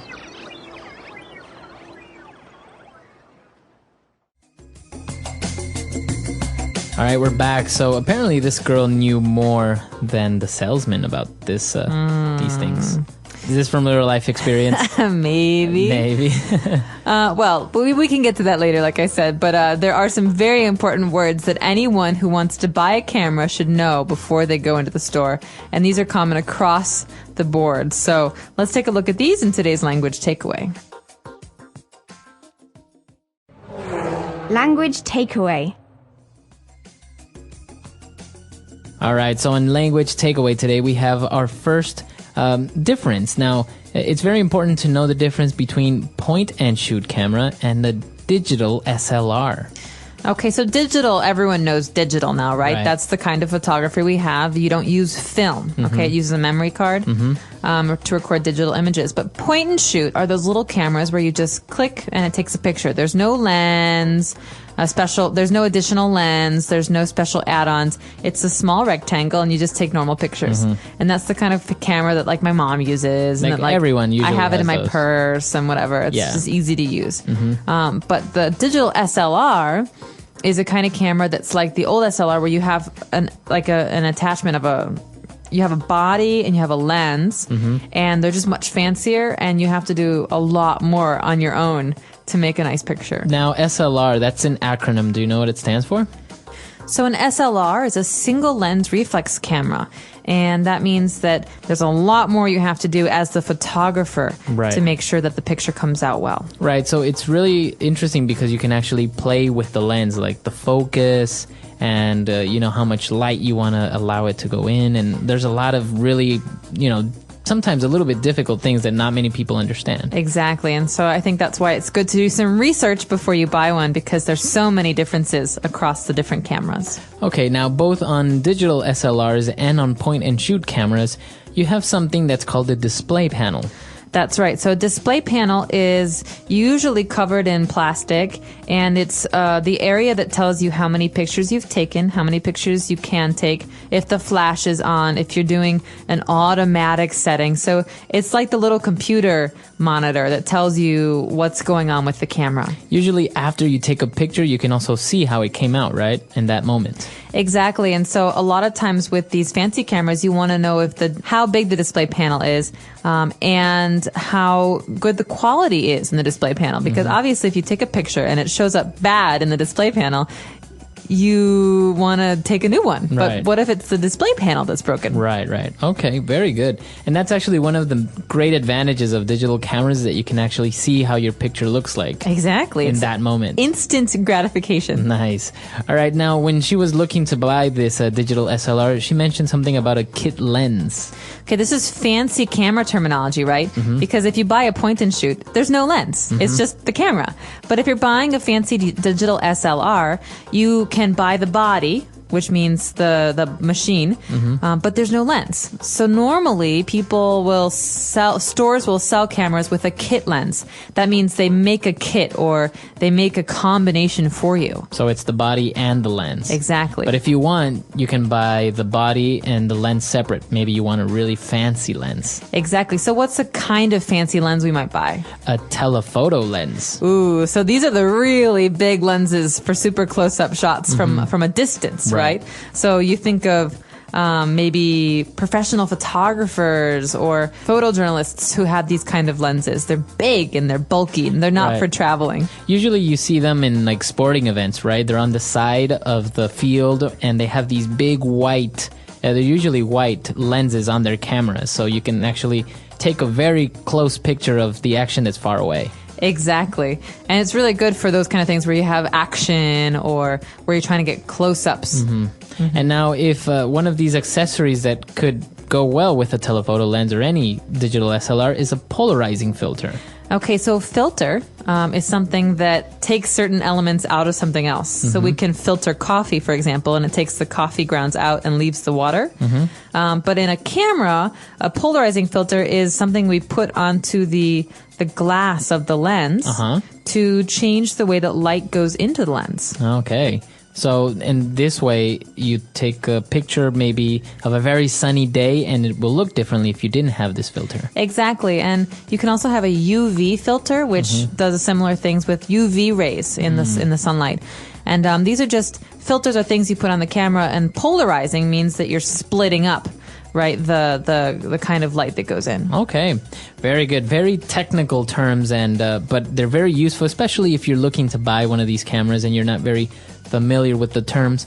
But why don't we move on now to some very interesting phrases that we saw in the dialogue on Fluency Builder. Fluency Builder. All right, so on Fluency Builder, our first phrase today is entry level. What's an entry level digital SLR? Okay, well, entry level is something that we can use for any kind of purchase. So any kind of thing that we buy. In the case of a camera, an entry level is not for an expert or professional. It's something for someone who's buying one for the first time. So like for beginners. For beginners. So entry level is like entry, beginning, starting. We can have an entry level job where you don't need training or experience, right? An entry level camera where you don't need long experience with fancy cameras or training to know how to use it. Okay, very good. So that's an entry level camera, but as you mentioned, we can also use it for the job, an entry level job position. All right, what about our second phrase? Okay, so this one goes with the telephoto lens, right? She says, I don't need a telephoto lens. My husband doesn't need a telephoto lens. It's not like he's going to be stalking celebrities. Okay, so we have this verb here, to stalk. To stalk, that means to follow someone around. Okay. And to look at them and to watch them and to not leave them alone. Now, she mentioned this because this is a very, very interesting and closely associated topic with photographers. You know, you have the paparazzi who follow celebrities and they have these big telephoto lens so they can take pictures of celebrities without them knowing. Exactly. And so you imagine someone in a tree with a big telephoto lens taking a photo of someone famous who's, half a mile away. And stalking celebrities is something that's a bad thing, right? Yeah, it's bad. But it's very also common. Illegal, I think. And I think it's illegal, yeah. All right. And what about our last phrase? Would you look at that? Well, he said it in a very surprised tone, right? Kind of like he didn't really expect to find the polarizing filters. Right, so he's embarrassed, okay? Would you look at that means, oh, wow, I'm surprised. Right. Right, so it's awkward, right? So you could say, Marco, you got a little bit of food on your shirt. You've had it for an hour. Oh my God, would you look at that? Oh, the That's beans really, I had.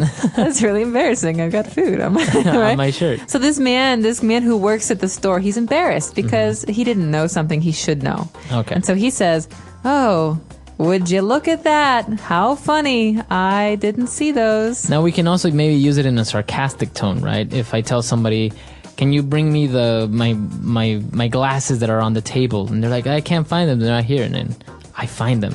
Would you look at that? Here they are. Right? On your head the whole time. That's my mom. Would you look at that? I was wearing my glasses the whole time. All right. Very good. So why don't we listen to the dialogue for the last time, and we'll be back to talk about digital SLRs.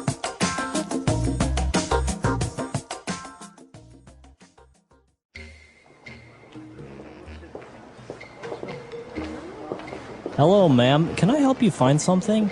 Yes, actually, I'm looking to buy a camera. We've got a wide selection. Do you know if you'd like a point and shoot or something a little fancier? Are you shopping for yourself or for someone else? Actually, I'm buying a camera for my husband. Ah, well then I'd recommend a nice entry-level digital SLR. Yeah? Can I take a look at the SLRs you carry? Sure thing, follow me. This here is the Canon EOS. Yeah, it's okay, but I'm looking for something that performs better in low light, has a better display panel, and longer battery life. Oh, the Nikon D60 is a nice option? Yeah, but what kit lens does this camera come with? I don't want some bulky telephoto lens. Well, this one has the, Looks to me like an 18 to 55mm lens. Pretty standard. That'll do. Not like my husband will be stalking celebrities or anything. Can I interest you in any accessories? Do you carry polarizing filters? Polarizing filters? We should. I'm sorry, ma'am. Looks like we're sold out. No, you're not. There are some right here. Oh, well, would you look at that? Polarizing filters. Thanks for your help, Ralph. No problem, ma'am.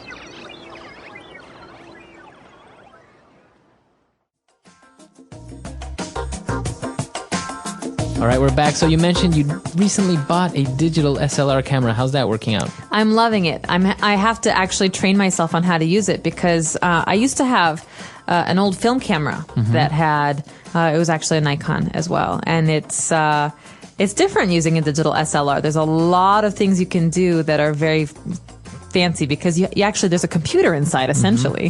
So it's I'm getting used to it. It's fun. And what about the difference in pictures, like from a point and shoot to a digital SLR? Does it really make a great difference? Are you very happy with it?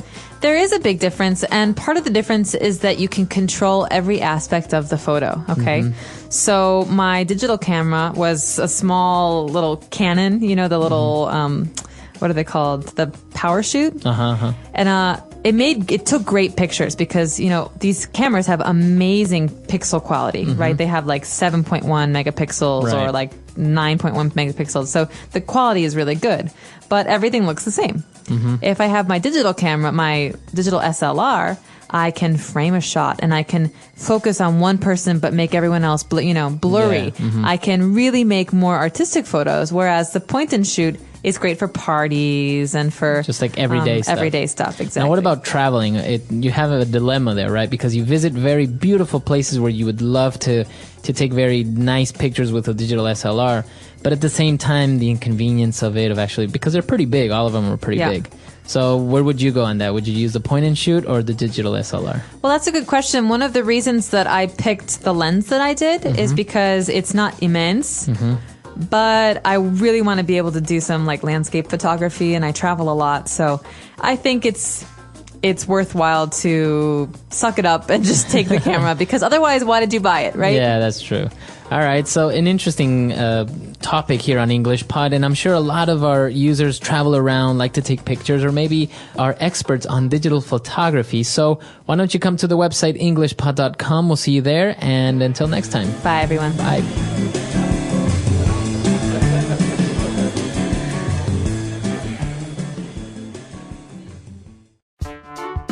The English Pod Audio Review. Listen to the meaning, then say the vocabulary word. Any compact, non-SLR camera with non-interchangeable lenses, using automatic settings and simplified controls. Generally desired by novices and casual users. Point and shoot.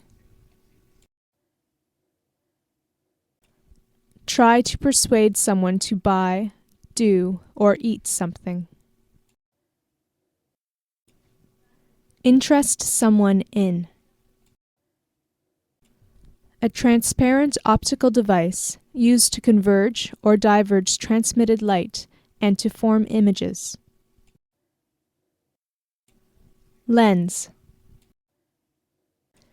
A camera lens filter used to control the plane of polarization of light entering the lens. Polarizing filter. Simple and appropriate to an inexperienced person. Entry level.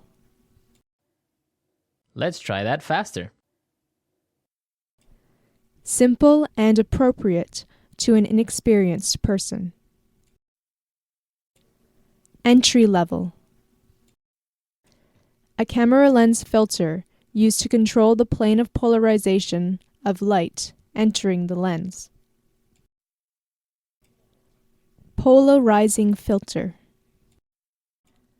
Any compact, non-SLR camera with non-interchangeable lenses using automatic settings and simplified controls. Generally desired by novices and casual users. Point and shoot. A transparent optical device used to converge or diverge transmitted light and to form images. Lens. Try to persuade someone to buy, do, or eat something. Interest someone in. Now say the word and hear it in a sentence. Point and shoot.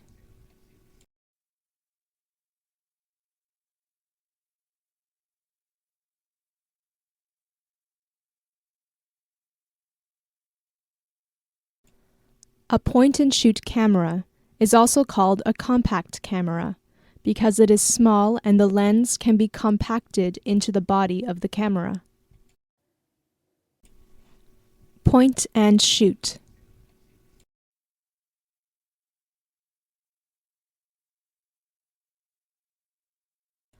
A disposable camera is the cheapest point and shoot camera.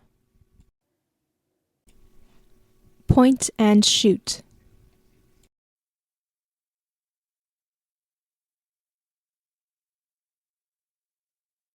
A fully automated camcorder can also be called point and shoot. Lens.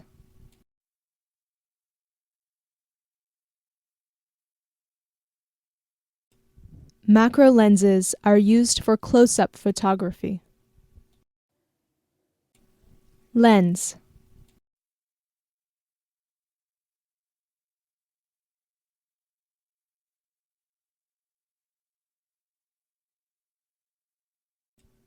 Convex lenses are used to converge light behind the lens, while concave lenses are used to diverge light behind the lens.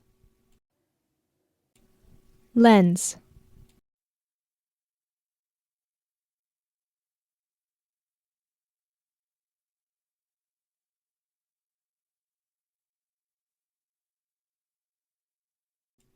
Photographic lenses can be compound lenses, which means that they are made of a combination of convex and concave lenses and other optical devices. Interest someone in.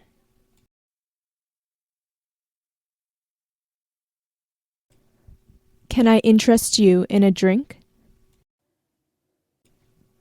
Interest someone in.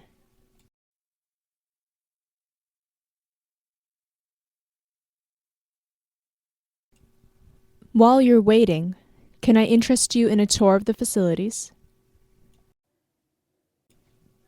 Interest someone in.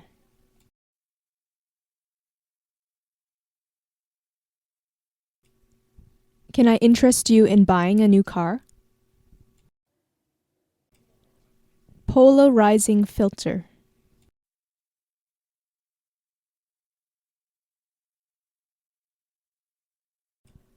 Polarizing filters are also called polarizers. Polarizing filter.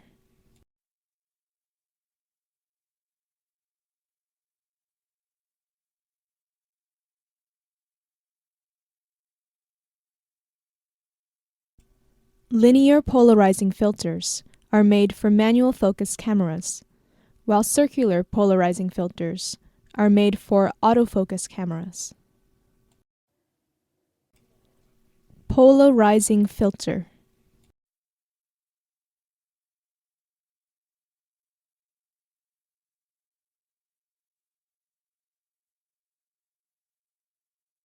Polarized sunglasses have a coating on their lenses which acts as a polarizing filter to cut out the glare of the sun from reflective surfaces.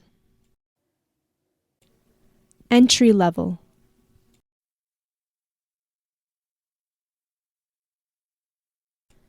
She's offering him an entry-level job. Entry level.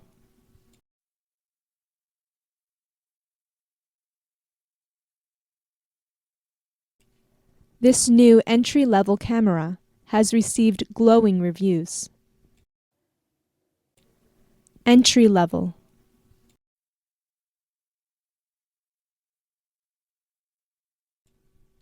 This is an entry-level class.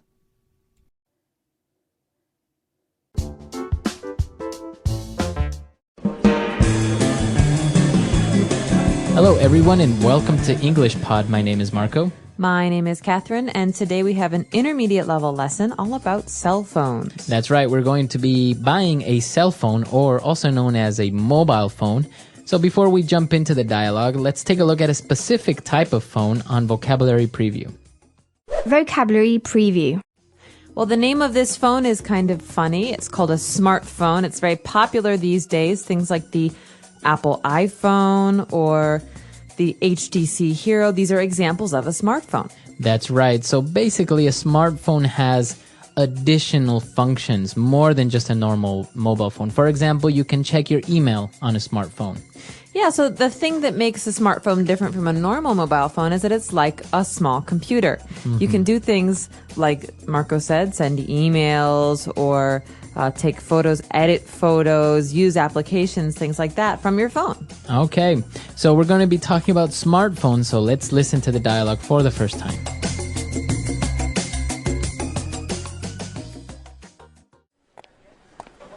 Hello, sir. May I help you? Yeah, I accidentally dropped my phone in the toilet. I see. Well, you've come to the right place. We have over 100 models of more than 20 leading mobile phone manufacturers. Sounds good. I don't want it to be too expensive. Maybe something mid-range. We have this new HTC smartphone. It comes with the Android OS, so you can download applications. It also has a built-in camera, MP3 player, and touchscreen. It works on the 3G network, so you have fast access to the internet wherever you are. What about Wi-Fi? Of course. You can access the internet from any hotspot, as well as from home. One last thing. Is it waterproof?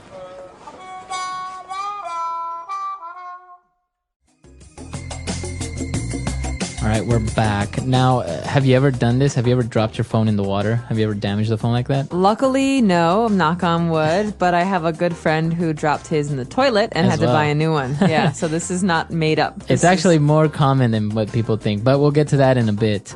Why don't we take a look at 5 key words in language takeaway? Language takeaway. This first word is very important because in this particular dialogue, we're talking about the HTC smartphone. This is a special kind of phone, and it has an Android operating system, or OS. So Android is something that Google came up with, and they have this operating system that they're giving away for free. If you want to use it, you can use it. You can make a whole new phone using this operating system. So the operating system, like Windows or what's the Mac one called? Tiger OS. Tiger OS. You have these Linux, yeah, Linux. These are like the interface that allows you to use your computer and to interact with it. And so they're different for different kinds of computers. But the same is true of a smartphone. Exactly. So that's what we are looking at today. If you see this word Android, it's a proper noun, and as Catherine mentioned, it's the name of the OS or operating system developed by Google. So we're taking a look at a smartphone that uses the Android OS. All right, now this phone not only carried this operating system, but also an MP3 player. That's right. So an MP3 player is a device that plays songs for you. So songs can be stored as MP3s. And a good example of an MP3 player is an iPod. An iPod, exactly. And for many of you, you're listening to this podcast as an MP3 file through an MP3 player. So that's the name. We usually say MP3. Exactly. And another feature of this special smartphone is that you can use it on the 3G network. What is a 3G network, Marco? All right, so a 3G network is a third generation network, which allows more information to be sent. So not only can you send voice like a normal cell phone network, but now you can send pictures, or you can download information like, for example, your email. So this is a new 3G network. It allows you to send more information, more data. Exactly. 3G, third generation. And in addition to this, our customer wants to know about Wi-Fi, okay? Wi-Fi, you hear this a lot when you go to a hotel or a restaurant. They say we have Wi-Fi access. Right. And Wi-Fi stands for wireless fidelity. So it's basically internet that has no wires. You don't need to connect your computer to anything. You just log on and use the internet. All right, so look out for that when you're in a cafe next time. Do they have Wi-Fi? Usually there's a sign on the wall.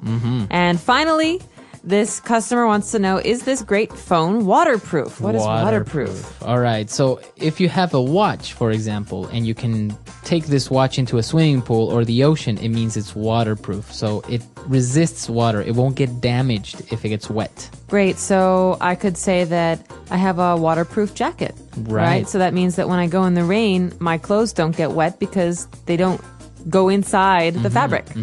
Right. So, and there are many things waterproof as watches or waterproof cameras. I've never really seen a waterproof mobile phone, though. That's a good invention, maybe. That would be. All right. So those are 5 keywords for language takeaway. Why don't we listen to the dialogue again, and we'll be back.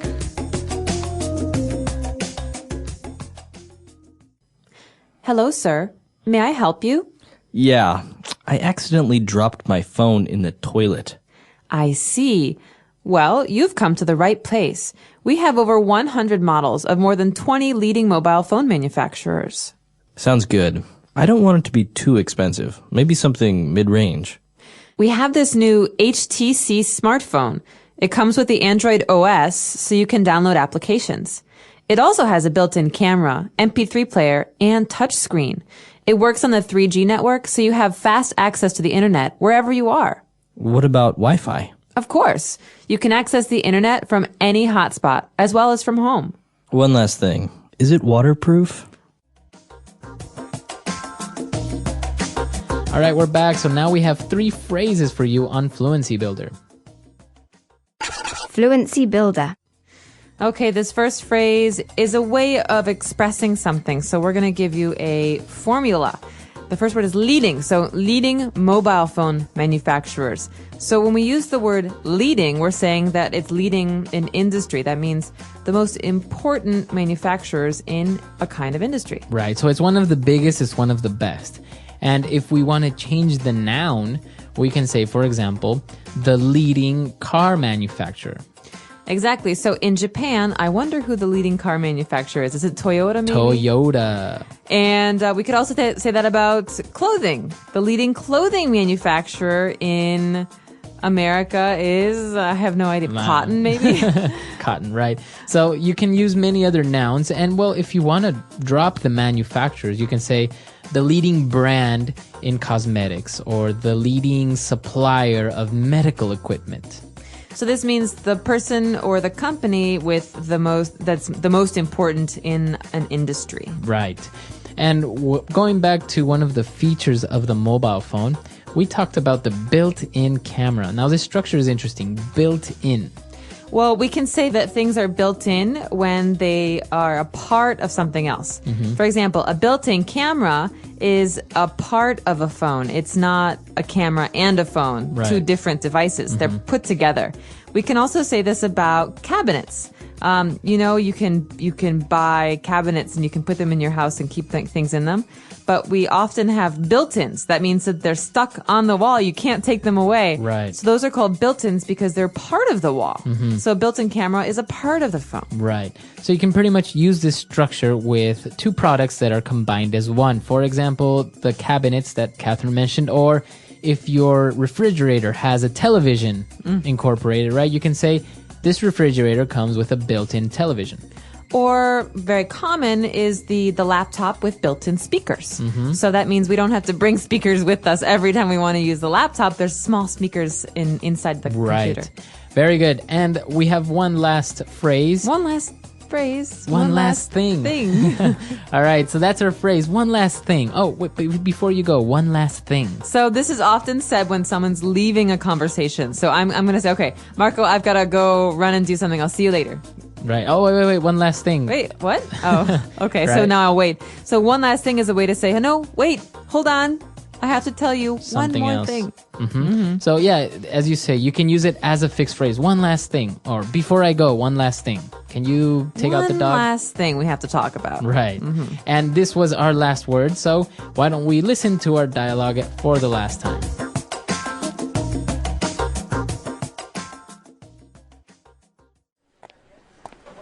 Hello, sir. May I help you? Yeah, I accidentally dropped my phone in the toilet. I see. Well, you've come to the right place. We have over 100 models of more than 20 leading mobile phone manufacturers. Sounds good. I don't want it to be too expensive. Maybe something mid-range. We have this new HTC smartphone. It comes with the Android OS, so you can download applications. It also has a built-in camera, MP3 player, and touchscreen. It works on the 3G network, so you have fast access to the internet wherever you are. What about Wi-Fi? Of course. You can access the internet from any hotspot, as well as from home. One last thing. Is it waterproof?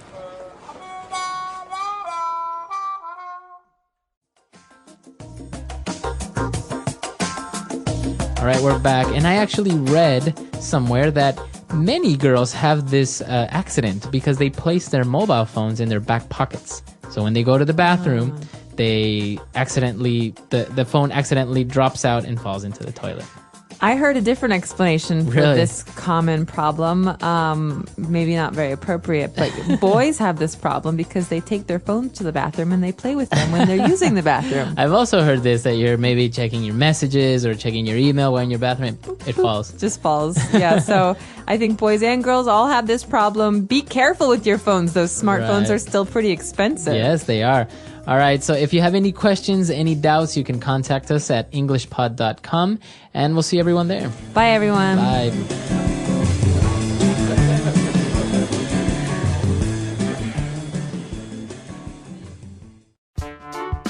The English Pod Audio Review. Listen to the meaning, then say the vocabulary word. By accident. Accidentally. Advanced, fashionable. Lead. Software program. Application. A telecommunication system. Network. Place with internet connectivity. Hotspot. A phone with wireless internet capacity. Smartphone. Management system. Android OS. Let's try that faster. Place with internet connectivity. Hotspot. By accident. Accidentally. Management system. Android OS. A phone with wireless internet capacity. Smartphone. Advanced, fashionable. Lead. A telecommunication system. Network. Software program. Application. Now say the word and hear it in a sentence. Accidentally.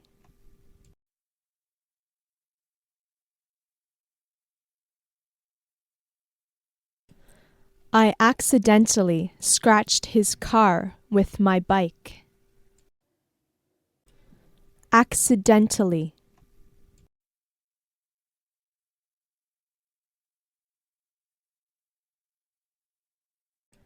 They accidentally left the lights on while they were on vacation.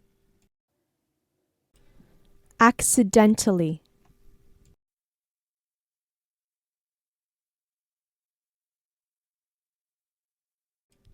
How can a person accidentally burn their house down?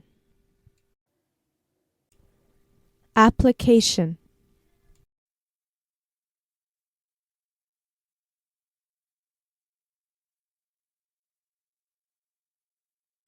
With this application, you can see which restaurants are nearby your current location. Application.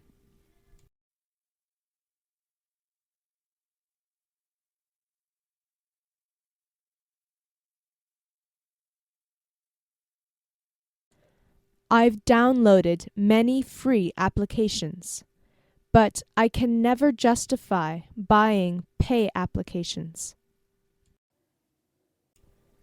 Application.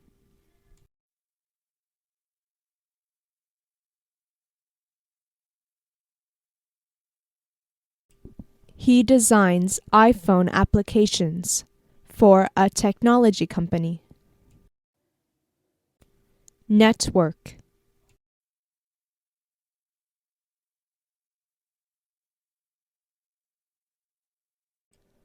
All of the computers in this office are connected by a network. Network.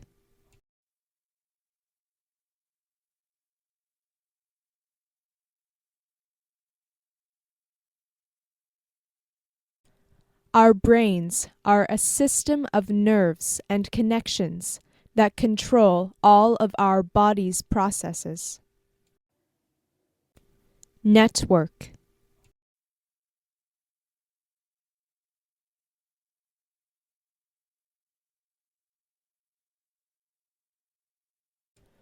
The wireless network is down. Can you pass me that cable so I can connect to the internet? Hotspot.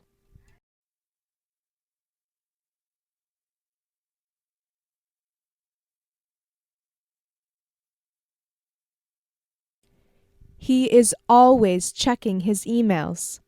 He only goes to restaurants with wireless hotspots. Hotspot.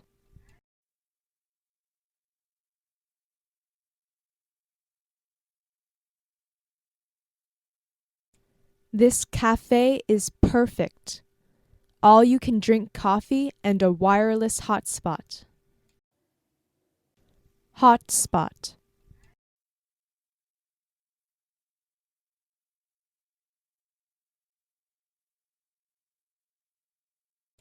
I have to find a wireless hotspot in this airport so I can send out an email right away. Smartphone.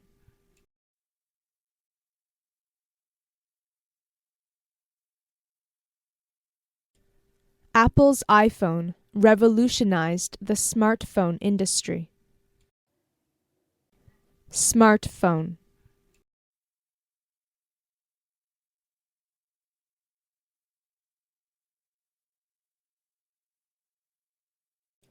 I'd really like to buy a smartphone, but they're almost as expensive as a laptop computer.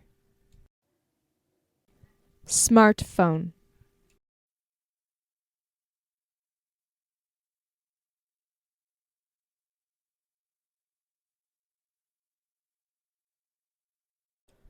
Buying a smartphone has made my life much more convenient. I don't have to bring my computer with me everywhere now.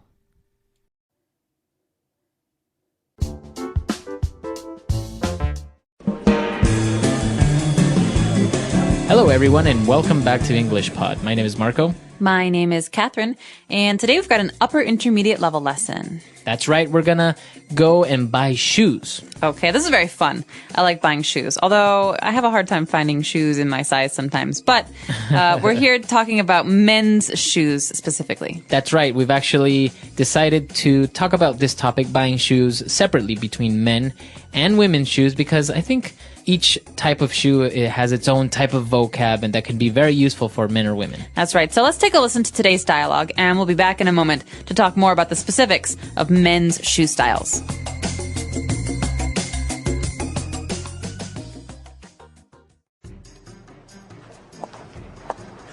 Hi, I'm looking for a pair of shoes for my son. Sure thing. Here we are. If you're looking for dress shoes, we have several different styles of Oxford for boys. We also carry athletic shoes, hiking boots. Oh, Jacob, how about these sneakers? Mom, they've got Velcro. Well, then how about these? What is this style called? They're tennis shoes. They're very popular with teens and young adults. Ooh, Mom, can I get these? What are those? They're Chuck Taylors. Everyone has them. Can I please? I don't know. Would they go with your clothes? The backs are really high, and the way the tongue just sticks up, they're almost like a boot. And the sole doesn't look like it would have a very good grip. They're only $45. And they've got cool fluorescent orange shoelaces. Mom! Mom! Okay, try them on. What size are your feet? Here's a size 9. We'll try a size 43 on you first and see how that fits. A what? They come in European sizes. He should be a size 43. I'll be right back.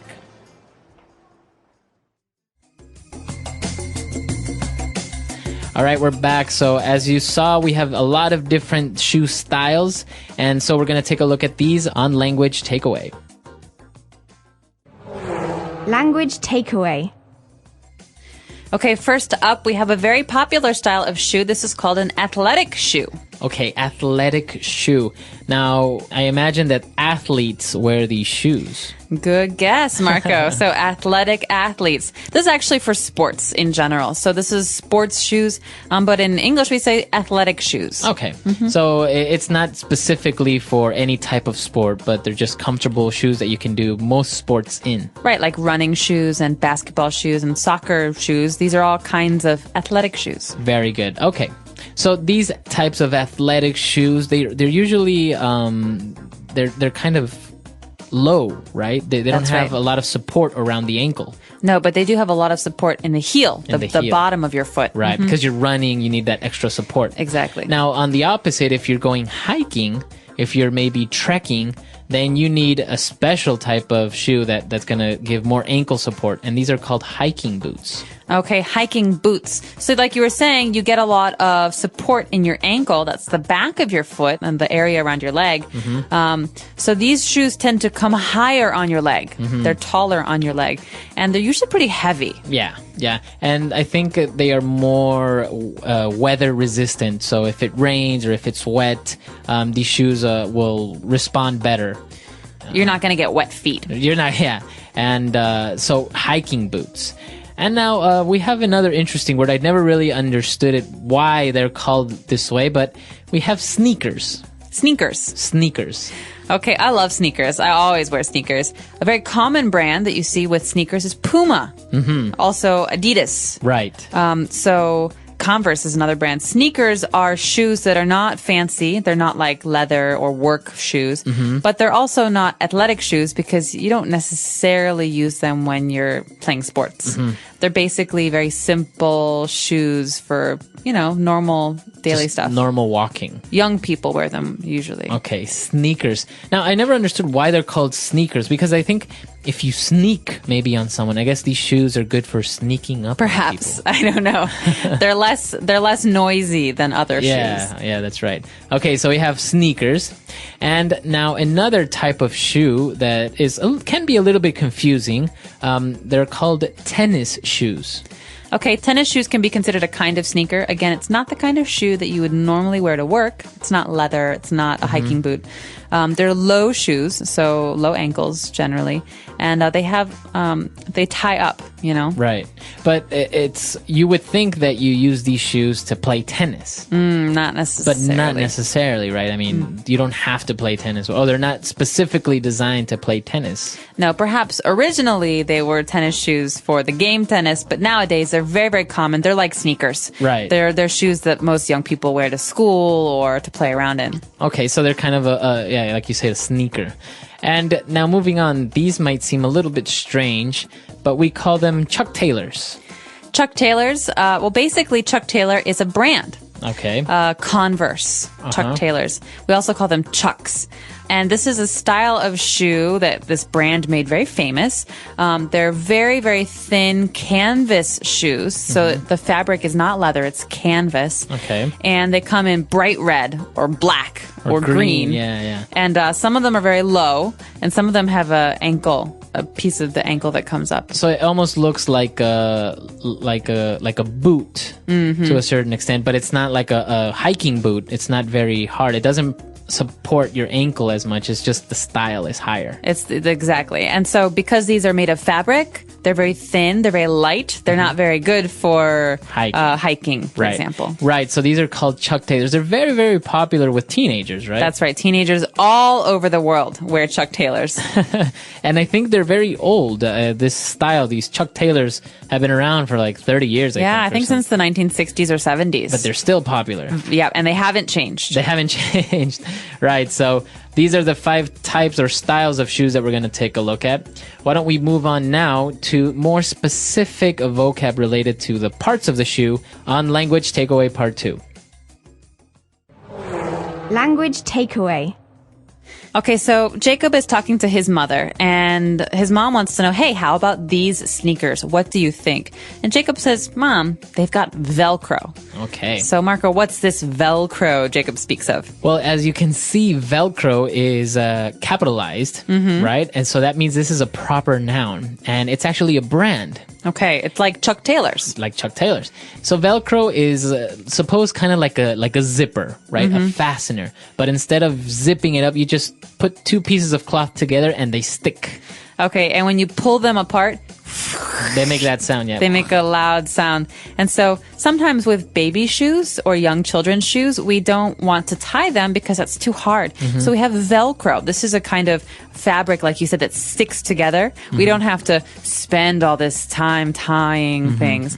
So you see Velcro on hats, on gloves, on jackets, on shoes. It's a very popular way to make things, close things, or to keep things secure. In a very easy way, right? You just push them together and that's it. They're sealed. Exactly. So the next time you see it, now you know that it's called Velcro. I imagine in other languages it's probably called the same thing. Well, right. It's the brand name. Yeah. Yeah.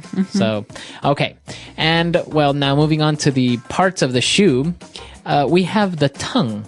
Okay, well, think about the body part, the tongue, right? When you look at your tongue, it's straight and it's flat and it kind of curves at the bottom. Right. Well, on a shoe, when you're putting your shoe on, you know, in the front of the shoe can make it stuck, you have to pull the tongue. Right. It's a piece of fabric or piece of the shoe where the top of your foot is. Yeah, very good. So that's called the tongue. Now, some shoes have a very small tongue or a low one, and others have a very high one. Like, for example, Chuck Taylor's, they have a big tongue. That's right, very long tongue. And so the tongue is the part that rests on top of your foot, and usually the shoelaces are over the tongue. Exactly. And now moving on to the bottom part of the shoe, that's called the sole. Okay, S-O-L-E, sole. This is a really important part of shoes. I always look at the sole before I buy a pair of shoes because this is the part that you use the most because you're walking on the ground. Right.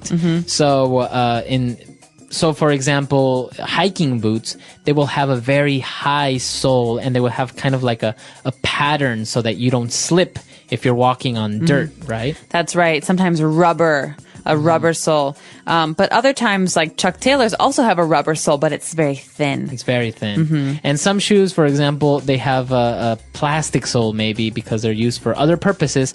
So they might be a little bit slippery if you go onto a smooth surface. Exactly. So the sole, that's the bottom part of the shoe.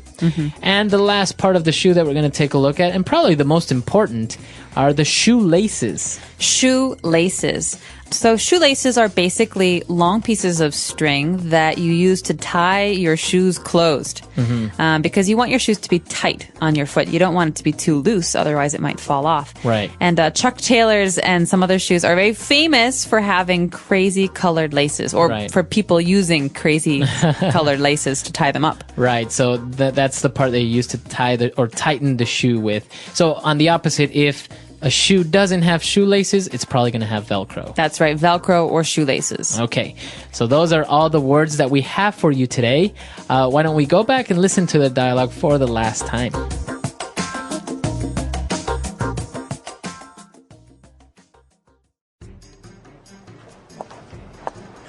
Hi, I'm looking for a pair of shoes for my son. Sure thing. Here we are. If you're looking for dress shoes, we have several different styles of Oxford for boys. We also carry athletic shoes, hiking boots. Oh, Jacob, how about these sneakers? Mom, they've got Velcro. Well, then how about these? What is this style called? They're tennis shoes. They're very popular with teens and young adults. Ooh, Mom, can I get these? What are those? They're Chuck Taylor's. Everyone has them. Can I please? I don't know. Would they go with your clothes? The backs are really high, and the way the tongue just sticks up, they're almost like a boot. And the sole doesn't look like it would have a very good grip. They're only $45, and they've got cool fluorescent orange shoelaces. Mom! Mom! Okay, try them on. What size are your feet? He is a size 9. We'll try a size 43 on you first and see how that fits. A what? They come in European sizes. He should be a size 43. I'll be right back.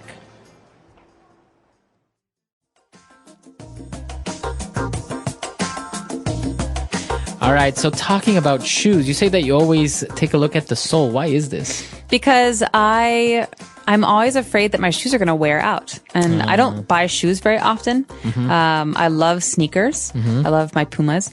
And I love flat shoes. And so when you buy a pair of shoes you really like, you don't want to buy another pair in 6 months. You want to get a pair that has a really good sole so that will last for a long time. Right. Yeah, that's true. I think for me, yeah, that's probably one of the most important parts is the sole, as long as it's comfortable. Because some soles of some shoes can be very rigid. Yeah. So it's a little bit uncomfortable to walk with. And but I don't know. I don't really have that many pairs of shoes if I think about it. Well, most people have one fancy pair of shoes for special occasions, and then a pair of work shoes that are leather, and then maybe a couple pairs of sneakers and some sandals for the summer. So, but you have sandals and you have flip-flops, or are they the same? Well, sandals is basically a kind of shoe. It's an open shoe that you wear in the summer.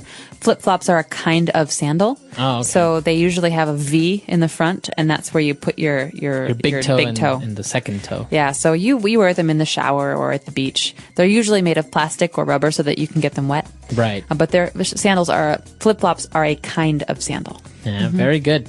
It's very interesting how many styles and types of shoes. And actually for men, I think it's not that complicated. But when we get into women's shoes, then we'll see a lot of different things. There are too many styles. I can't keep track. All right, so that's all the time we have for today, but we'll see you guys on the website. If you have any questions, any doubts, or if you just want to chat with us, we'll see you at EnglishPod.com. See you guys there. All right, bye. Bye.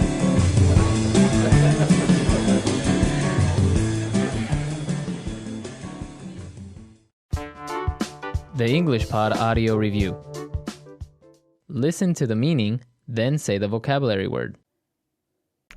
A shoe used as a component of formal wear. Dress shoe. A canvas shoe with a pliable rubber sole. Tennis shoe. The flap of material under the laces of a shoe. Tongue. Way of grasping and holding firmly. Grip. A long, thin material used for fastening a shoe. Shoelaces. The underside of footwear. Sole. Let's try that faster. The underside of footwear. Sole. The flap of material under the laces of a shoe. Tongue. Way of grasping and holding firmly. Grip. A long, thin material used for fastening a shoe. Shoelaces.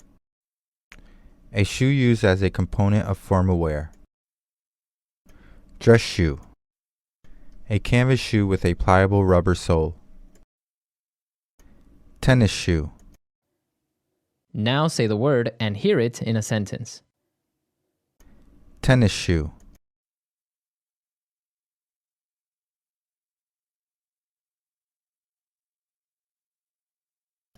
I love tennis shoes because they're comfortable. I can wear them every day, and when I go out, they still look great.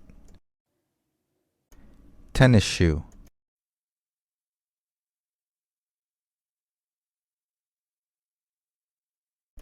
Tennis shoes used to be very plain, but now they come in many different colors and many different styles. Tennis shoe. My tennis shoes are old and ratty, but I still love them. Tongue.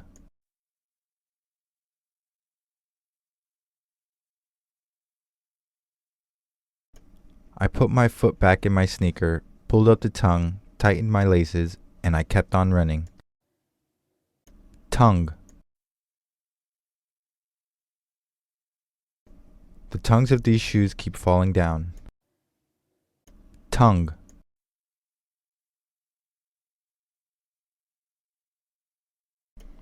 The shoe tongue is supposed to keep the laces from rubbing against the foot. Sole. The soles of my shoes were starting to wear down. Sole.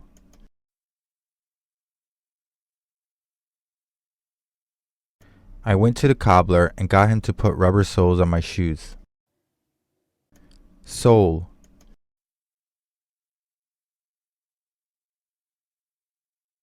After dancing for several hours, the soles of my feet were sore. Grip.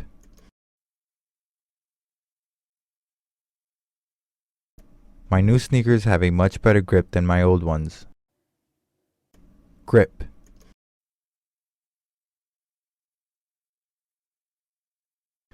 My shoes lost their grip and I slipped on the polished floor.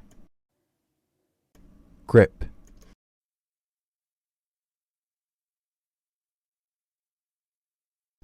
As I was climbing the tree, I lost my grip, fell, and broke my arm.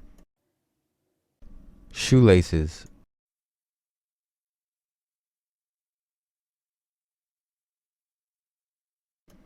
In the Olympics, the shoelaces of one figure skater broke in the middle of his performance. Shoelaces.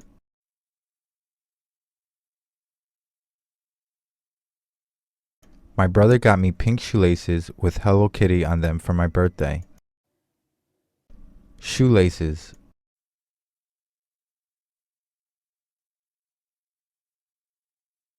My mom tightened my shoelaces, made a knot, and then told me to go play outside.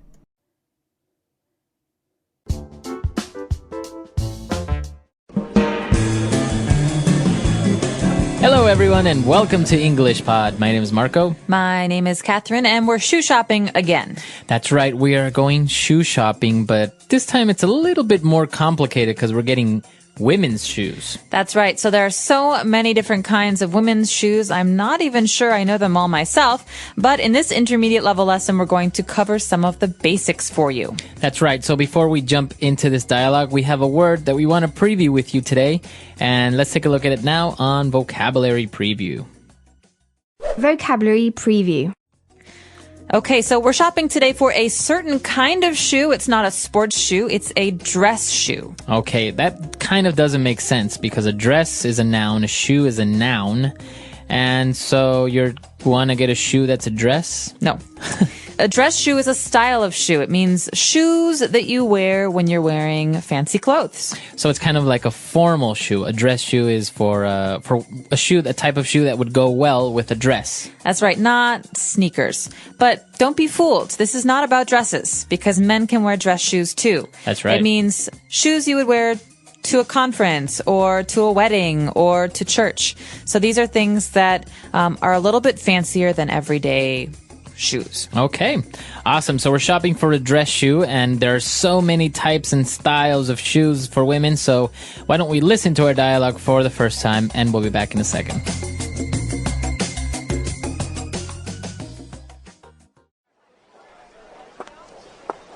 Hi, excuse me, sir. I'm looking for a dress shoe. My usual pair that I've had for years have finally been stretched out of shape. They don't provide any support anymore. Sure. What kind of shoe are you looking for? We've got strappy sandals, sleek high heels, edgy pumps. If you're looking for something a little more practical, we've got Mary Janes, ballerinas. Show me some classic high heels, please. Okay, right this way. What color did you have in mind? Black. Classic. Of course. We've got this style here that is very popular. Because it's an open-toe shoe, you can wear it any time of the year. They look great on everyone. Too shiny. And I wear pantyhose with my shoes, so let's look for a closed-toe shoe.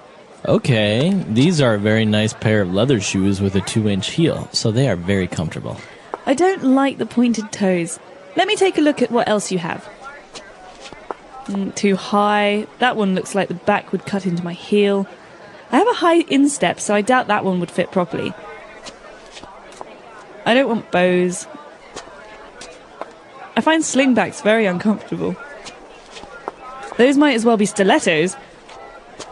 Too modern. Ah, finally! This is what I'm looking for. What size? 7.5. Here we are.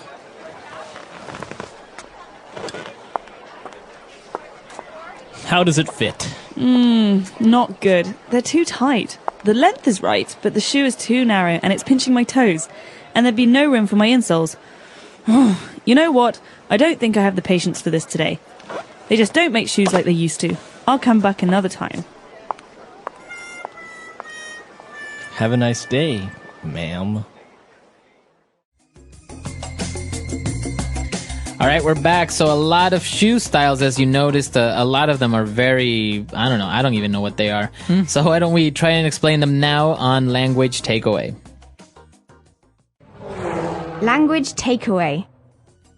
So the first kind of shoe we've got here is very popular in the summer. It's called a strappy sandal. A strappy sandal. So we know what a sandal is. Yep. It's kind of like what you wear to the beach. It's a shoe that it doesn't really cover your whole foot, just the bottom. It's very open.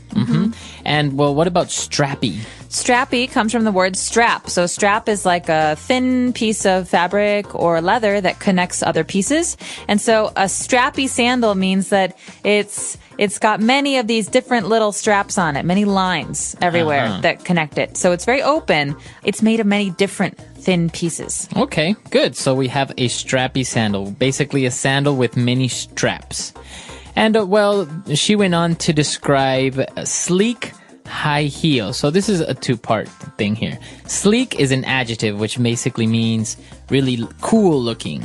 Or more like it's pretty and fancy and usually sleek things are also kind of simple. Like a Jaguar is a very sleek car. Okay. And so this is the adjective to describe the high heels. So we have high heels. Okay, we have high heels that are a kind of fancy shoe. Basically, these are shoes that are not flat. So the heel is very tall. That's right. So basically, this is what a lot of women wear with dresses. Basically, the heel has a piece that kind of sticks out and makes the woman look taller. So basically, it's like they're walking on the tips of their toes the entire time. Right, and they make click, clack, click, clack. Exactly. They make that sound. But there are different kinds of heels, okay? High heels obviously means that they're tall. You can have low heels, too. Those are shorter. Okay. But high heels, there are different kinds. One kind is pumps. Pumps, okay? In the dialogue, we actually saw the salesman describe them as edgy pumps. So edgy, what does edgy mean, though? Edgy means cool. Or hip. All right. So young people like to wear edgy clothes, like rock and roll kind of clothes. Not so much older people. Okay. And pumps are a type of high heel, you say, but what is the difference? Well, pumps basically are the kind of simple heel that a woman will wear with a pantsuit or with a skirt to the office. And so they usually have a closed toe, and they're quite simple heels. Okay. And the opposite, or well, maybe a little bit different from pumps, would be stilettos. So stilettos are a very special kind of heel. Stiletto. It refers basically to the difference in the back of the shoe where you have the heel. Because sometimes heels are kind of thick and heavy and they make the clunk clunk sound. Right. But stilettos are very, very, very thin and very, very tall. Okay. So stiletto heels. I think it's probably easier to walk with pumps rather than stilettos, right? Stilettos are famous for being very, very hard to walk in. It's almost like the back of your heel is a chopstick. Wow. I cannot imagine doing that. All right, so this is the classification of our high heels. Why don't we move on now to Mary Jane's? Okay, so we've got high heels and heels. We also have flats. These are flat shoes. So one important kind of flats is a Mary Jane. Sounds like a name, right? Yeah, it is a name, right? Mary Jane. Mary Jane. So what type of shoe is this? This is basically usually a leather shoe, but it can be different materials. And it's round in the front, and it has one strap, and they're very cute. Okay. Usually little girls wear Mary Janes, but they're pretty popular these days with older people too. Okay. So they're round in the front, they are usually black, and they have one little strap that goes over the top of your foot. Mary Jane's. Okay. All right, so we've taken a look at Mary Jane's. Now moving on to, I think it's a similar type of shoe, ballerina shoes. Well, ballerina shoes are similar because they're flat, but Right. that's about it. Ballerina shoes are very, very thin. They're very, very weak. And usually they're pretty simple. They're pink or white or black. And they're almost like a slipper. Okay, so they don't have the strap on top. No, they're stretchy and you just slide them onto your foot. It's named after dancers, ballerinas. You know, the dancers who Right. wear pink and they put their hair up and they spin around. Mm-hmm. And they're not hard on the bottom. They're usually quite soft and they're always flat. So maybe these ballerina shoes, they're not the specific types of shoes for dancing if you're a ballerina. Right. But maybe they're more adequate for maybe walking around the house or something. You don't really go out hiking with ballerina shoes. No, you don't go out hiking, but they're very popular to wear now to school or work. Okay. And the other type of shoes that we had, actually, this was really confusing to me. Slingback shoes. Well, slingbacks can be hard because they can be heels. They could be pumps, but it basically refers to a part of the shoe. Okay. So normal shoes, they cover the back of your foot, but slingbacks have one strap in the back. So maybe if I look at my foot in a slingback, I can see part of my heel. Right. Okay, so slingbacks have a little strap on the back of your heel since the shoe doesn't close in the back. Right. Okay, but you also have high heels and women's shoes that don't close in the back, but that you don't have a strap in the back either, right? Those are open shoes. Open shoes. Yeah, they're open in the back. But a slingback, there's one strap that keeps your shoe on. Okay, a lot of different types of shoes we've just taken a look at. Why don't we go back, listen to the dialogue again, and we'll be back shortly with Fluency Builder.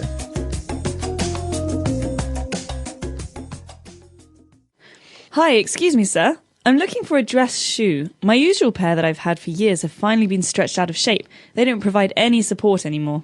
Sure. What kind of shoe are you looking for? We've got strappy sandals, sleek high heels, edgy pumps. If you're looking for something a little more practical, we've got Mary Jane's, ballerinas. Show me some classic high heels, please. Okay, right this way. What color did you have in mind? Black. Classic. Of course, we've got this style here that is very popular.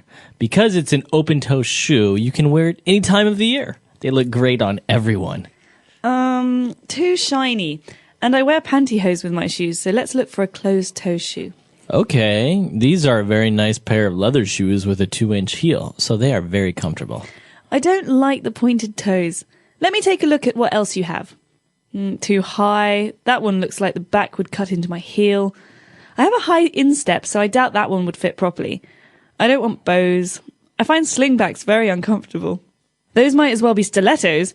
Too modern. Finally! This is what I'm looking for. What size? 7.5. Here we are. How does it fit? Not good. They're too tight. The length is right, but the shoe is too narrow and it's pinching my toes. And there'd be no room for my insoles. You know what? I don't think I have the patience for this today. They just don't make shoes like they used to. I'll come back another time. Have a nice day, ma'am. All right, we're back. So now let's take a look at 5 key things on Fluency Builder. Fluency Builder. Okay, well, the reason we're shopping today is because the woman needs a new pair of shoes because her old shoes can't be worn anymore. What's wrong with them, Marco? She said that they were stretched out of shape. Okay, so to stretch or to be stretched out, this means that maybe they've been pulled and worn and they're stretched so much that they don't have the original shape anymore. Right. So just imagine you have a new t-shirt and all of a sudden somebody takes you from your t-shirt and pulls you really hard. And usually what happens is this t-shirt is going to be stretched out of shape. You pulled it so hard that it loses its original form. So now maybe the neck is very low or the t-shirt is too long on one side. Right. So that's what happens when you stretch something out of shape. Great. Okay. So her old shoes are stretched out of shape and they don't provide support anymore. Okay. So to provide support. Now, what kind of support is she referring to? She's talking about foot support. So, for example, slippers are kind of shoe, basically, that don't provide support. They're very soft. But can you walk around all day in slippers? No, it doesn't help your foot. But if you're trying to find shoes that are really good for walking, you need to find ones that provide support. That means that always support your foot, the bottom of your foot. Otherwise, your foot gets too tired. Not only the bottom, but it could be also your ankle. For example, if you can't really go hiking with shoes like these with sandals, because obviously you're walking around rocks and it doesn't provide support on your ankle. Maybe you can hurt your ankle if you don't have it. So maybe a hiking boot will provide more support. Exactly. All right. And then the woman also mentioned that, it's hard for her to find a shoe because she said, I have a high instep. Okay, so think about the foot. You've got toes in the very front and a heel in the very back, but in the middle, on top, you have the instep. So this is basically the top of your foot. Okay. So if she has a high instep, it means that her foot is kind of thick. That's right. Some people have thin feet. She has kind of a thick foot. So fitting her foot into a shoe is sometimes hard. Right. We're not talking about the width of the foot. We're talking about the height, like or how tall it is. From the bottom to the top of the foot. Right. So that's what she means by high instep. And, they also mentioned different types of shoes. She said she didn't want an open-toe shoe. She wanted a closed-toe shoe. That's right. So this is a really important classification for women's shoes, especially.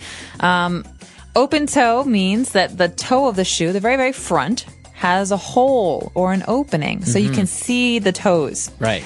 Closed toe is the opposite. So personally, in the wintertime, I always wear closed-toed shoes because I think open-toe shoes are too cold. Too cold. Okay. So that's basically, I guess men, we don't really have this type of shoe between open-toe and closed-toe. No, maybe, no, you don't really. But heels, maybe, you could have an open toe. You can have an open toe shoe or a closed toed shoe. Right. Okay. So a lot of interesting things. This is useful for women out there and also for boyfriends. Maybe now you know what type of shoe your girlfriend may want. That's right. All right. So let's listen to this dialogue for the last time and we'll be back shortly.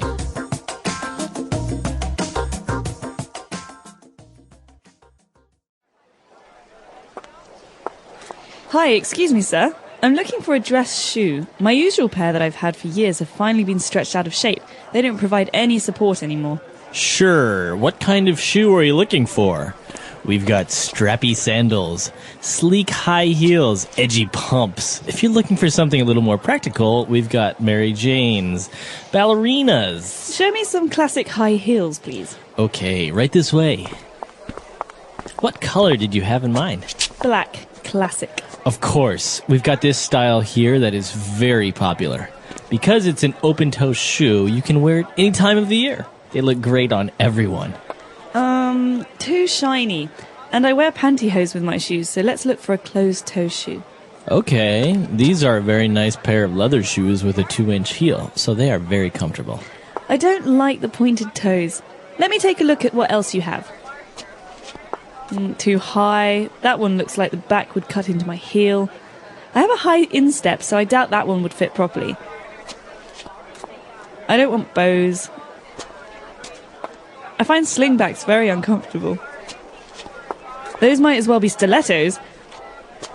Too modern. Finally! This is what I'm looking for. What size? 7.5. Here we are.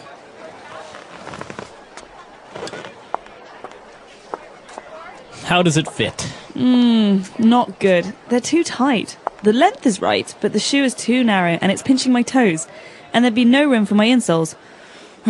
You know what? I don't think I have the patience for this today. They just don't make shoes like they used to. I'll come back another time. Have a nice day, ma'am.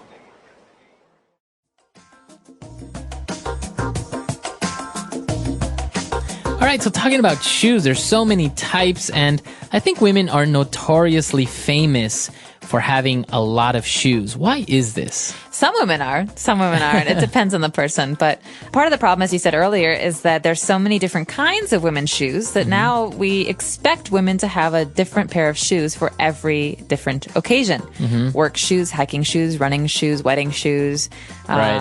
I don't know, summer shoes, winter shoes, fall shoes. So you need so many different kinds of shoes. You end up buying many different kinds. I think that that's true. And also basically, women like to look nice, so that's why, you know, you do your makeup, you have earrings, and they have nice bags. So I guess it's also part of it is that you pay more attention to what type of shoe you're wearing that maybe goes well with the outfit. I think maybe guys, not all guys obviously, as well as not all women, but guys are a little bit more generic. It's like jeans pretty much go well with any type of shoe as long as it's maybe black or brown, right? Or something like this. True. Although I know a lot of guys who have many different kinds of shoes. True. It takes up a lot of space in the closet as well. It does. Shoes are hard to carry around. And actually, I find it kind of hard to get rid of my shoes. I think they have to be ripped or just completely unwearable in order for me to throw a shoe away, because otherwise it's, you know, it's still, you can still wear it sometimes on the weekends. No, that's true. Although I tend to wear my shoes down. That means I wear them until they die. Really? And Actually, then I throw them away. I've had shoes that I've worn the soles down, and then I just get the sole changed because I like the shoe so much. Oh. Well, let us know. Do you guys like to buy shoes? Do you have a lot of shoes? Maybe you don't have that many shoes. We're curious to know about this in other cultures as well, because I know in the States, in the United States, shoe shopping is very, very popular. In Holland, they have traditional wooden shoes. Yeah, they do. Those are called clogs. Clogs. So let us know maybe what type of shoes are also very unique to your country or culture. We're at EnglishPod.com. We'll see everyone there. Bye. Bye.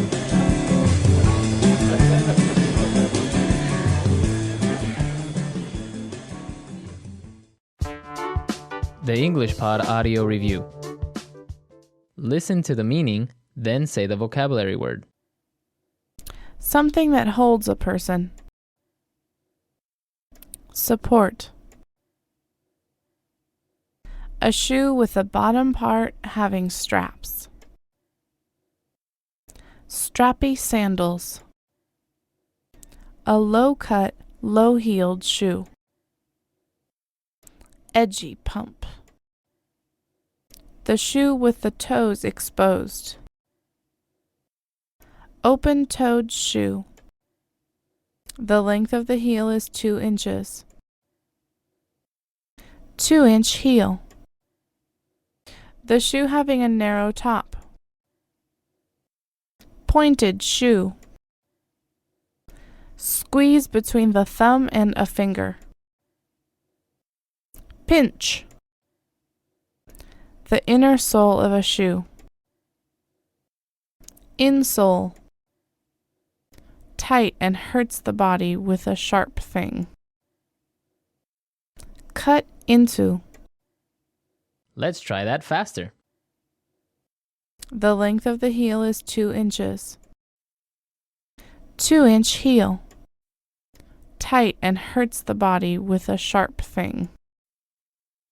Cut into. The inner sole of a shoe. Insole. Something that holds a person. Support. A shoe with a bottom part having straps. Strappy sandals. The shoe having a narrow top. Pointed shoe. Squeeze between the thumb and a finger. Pinch. The shoe with the toes exposed. Open-toed shoe. A low-cut, low-heeled shoe. Edgy pump. Now say the word and hear it in a sentence. Support.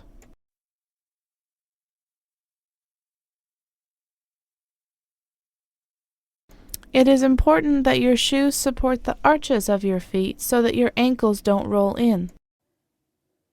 Support.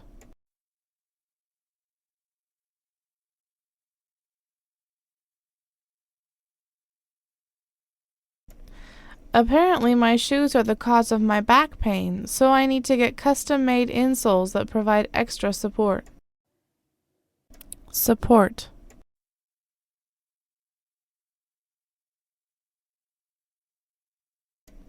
I find that it is so much easier to walk in a shoe that has arch support.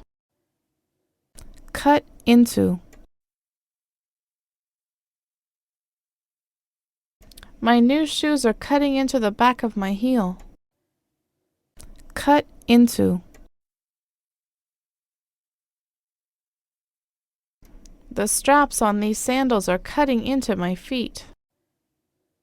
Cut into.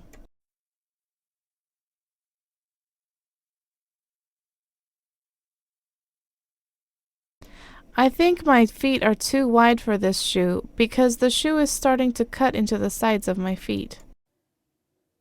2-inch heel.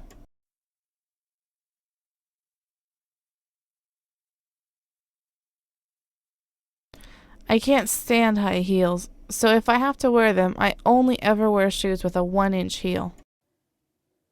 2-inch heel.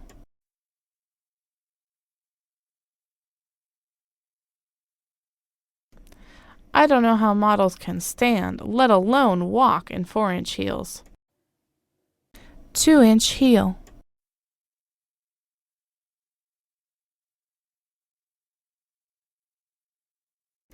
I love any kind of high heel shoes, but pumps with 3-inch heels are my favorite by far.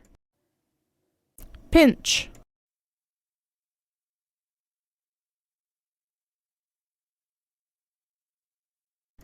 When I bought these shoes, they fit perfectly, but now I find that they are pinching my baby toe. Pinch.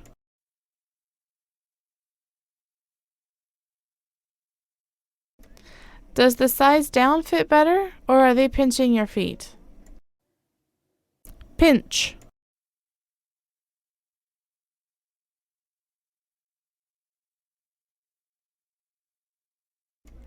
I haven't yet been able to buy shoes in China because the shoe sizes are smaller, so my toes are always pinched. Insole.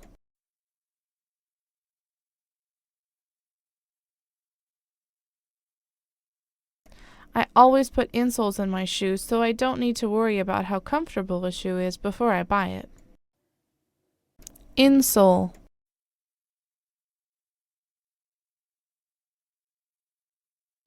The doctor suggested that my mother get special insoles made for her shoes. Insole.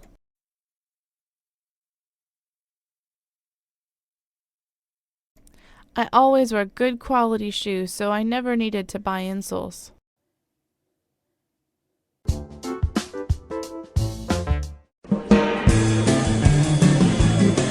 Hello, everyone, and welcome to English Pod. My name is Marco. My name is Catherine, and today we're talking a little bit about, well, kind of girly things. That's right. We've talked about guys' shoes, women's shoes. So now we're going to talk about another aspect of women's accessories. We're going to talk about makeup. Okay, so we're wearing makeup today, or actually we're buying makeup at the store. I never even knew there were so many kinds of makeup, so we're going to learn all about these in today's dialogue.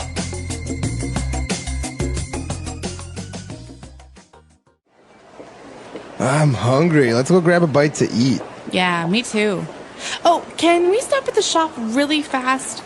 I lost my makeup bag at the airport, and I want to pick up a few things. Will you take long? No, 5 minutes, I promise. Come on, we've been here for almost an hour. I thought you said you were only going to get a few things. How long does it take you to pick out a lipstick and some nail polish? Are you crazy? You have no idea what you're talking about. Just for my eyes, I have to get eyeliner, an eyelash curler, eyeshadow, an eyebrow pencil, and mascara.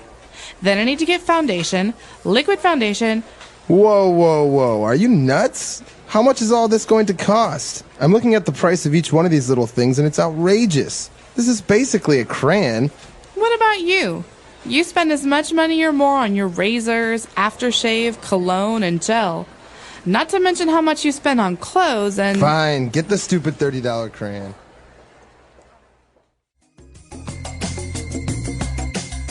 All right, we're back. So obviously we're getting a lot of things for this girl, a lot of makeup.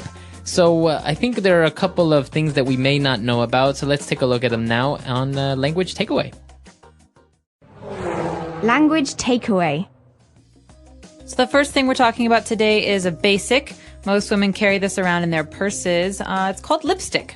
That's right. And as you said, this is a pretty basic thing. It's the kind of like paint that you put on your lips. And it's called a lipstick because it looks like a little stick. Right, and you turn it with your fingers and it comes up, and then you turn it again and it goes down, basically keeping it from touching all of the things in your purse. That's right. So lipstick. And, well, apart from this, we also have nail polish. And this is also very popular with the ladies when you paint your nails a certain color. That's right. So polish is basically anything that makes something shiny. Mm-hmm. It's something that you add to surfaces. So you could add polish to wood on a table, but in this case, we're putting it on our nails. That is fingernails or toenails. So it's nail polish. All right, very good. And now we're getting into the specific things, a lot of makeup that women use on their eyes. So, for example, the first thing she said, she needs to get an eyeliner. Okay, so eyeliner is basically a pencil. This is what the guy is making fun of her about. He says it's just a pencil or a crayon for your eye. And so basically you use it to draw a line on the top or the bottom of your eye, your eyelid. Okay, so yeah, it kind of looks like a marker, and it comes, I think, black and different colors, and then you paint little lines around your eyes to make them more pronounced. So it's called an eyeliner. Okay, and now we have an eyelash curler, and also, I think this is very important for the ladies. Yeah, well, not everyone uses this. It's a little bit of a scary instrument. It looks like it might pop your eye out. It's something you use on your eyelashes. So those are the hairs that come off of your eye, and basically you use this to make them curly or to make them seem a bit longer and prettier. So an eyelash curler is something that it's like almost like a press or something for your eyelashes. Okay, very good. And, well, now that we've got that covered, we move on to eyeshadow. And I think this goes on your eyelid, right? That's right. Some people make it go further. They put it on their face above their eyelid, but that's a little bit crazy. I think eyeshadow generally goes, like you said, on your eyelid, and it can be in many different colors. So blue, pink, red, whatever. People sometimes go crazy with eyeshadow. Okay. And now what about an eyebrow pencil? This is basically a pencil for filling in or for coloring your eyebrows. Sometimes people like to make their eyebrows look darker or thicker, and so they use this pencil. It's usually brown or black, and they use it on their eyebrows. So we've picked up a lot of vocab here related to your eye. For example, an eyelash, your eyelid. Now we're talking about the eyebrows, which are the hairs on top, more or less around your forehead. Mm-hmm. And now we also have another type of makeup called mascara. This is another basic. So like we said earlier, lipstick is something you almost always find in a woman's purse. Well, mascara is another one of those things. Almost everybody wears mascara. This is kind of like a brush for your eyelashes, and it paints them a different color. So most women wear black or brown, and it makes your eyelashes look really long. Oh, okay. Very good. So this is kind of like paint for your eyelashes. Mm-hmm. And now moving away from your eyelashes, we're buying also some foundation and liquid foundation. Okay, so foundation is just a kind of base for your face. So foundation, like a building, is the very bottom. Well, in this case, it's something that you put on your cheeks, on your face in general, on your forehead, to kind of smooth your skin out and make it look all the same color or the same texture. And so foundation can be like we see here, either a powder, which is kind of like a dry substance, or you can use liquid foundation, which is, like it says, liquid. It's almost like a thick cream. All right, so foundation is, as you said, I guess you just want to make your skin look the same color, the same texture, because obviously not everyone's skin is perfect. We all have some spots maybe, or some different color on our face. You say we like you wear foundation too. Do you wear makeup, Marco? Well, I mean, we as people, because, you know. All right, no, none of this makeup for me, although I have used an eyelash curler once. That's scary. Well, my friends dared me to, so okay. And whatever. you loved it. Of course. Now I use it all the time. No. But what I do use is now things related to guys. So, for example, the girlfriend was saying, well, you buy razors and aftershave. So what are these things? Well, razors aren't just a guy thing. Everyone can have a razor. It's basically a blade, like a very sharp piece of metal that you use to cut hair. So the hair on your legs, the hair on your face. These are things that you cut with a razor. And men use razors to shave their faces, shave their chins or above their lip. All right. And well, actually, after we shave our beard, we put on a little bit of aftershave, which is basically kind of like alcohol that smells really nice. That's right, because shaving can actually hurt your skin, or the hairs under your skin can become really itchy or irritated. And so aftershave helps make everything feel better. Okay. And sometimes we also use a little bit of cologne to smell nice. So women usually wear perfume, which is, all the perfumes like CK and Hugo Boss and all that stuff, as well as for guys, it's usually called cologne. Okay, that's right. It's an important difference there because we don't say perfume for guys and we don't say cologne for girls. So women wear perfume, like you said, but men wear cologne. And this word is very funny looking. It ends with, it's spelled C-O-L-O-G-N-E. So you don't really say the G. It's not Cologne. Right. It's cologne. And it's Cologne. something that you put on your neck or your face to smell really good if you're a man. Exactly. And finally, if you have long hair or maybe you have very spiky hair like I do, you need to wear a little bit of gel to kind of give your head a little bit of shape. That's right. So gel is actually the name of a kind of substance. It's not liquid, but it's not hard either. And it's basically thick, like paste that you put in your hair to keep it in one place. Yeah, it makes your hair become a little bit hard, or it keeps your hairstyle in for a long time. That's basically. Right. All right, so a lot of vocab here, a lot of things that we've picked up. Why don't we go back, review all this great vocab on our dialogue for today.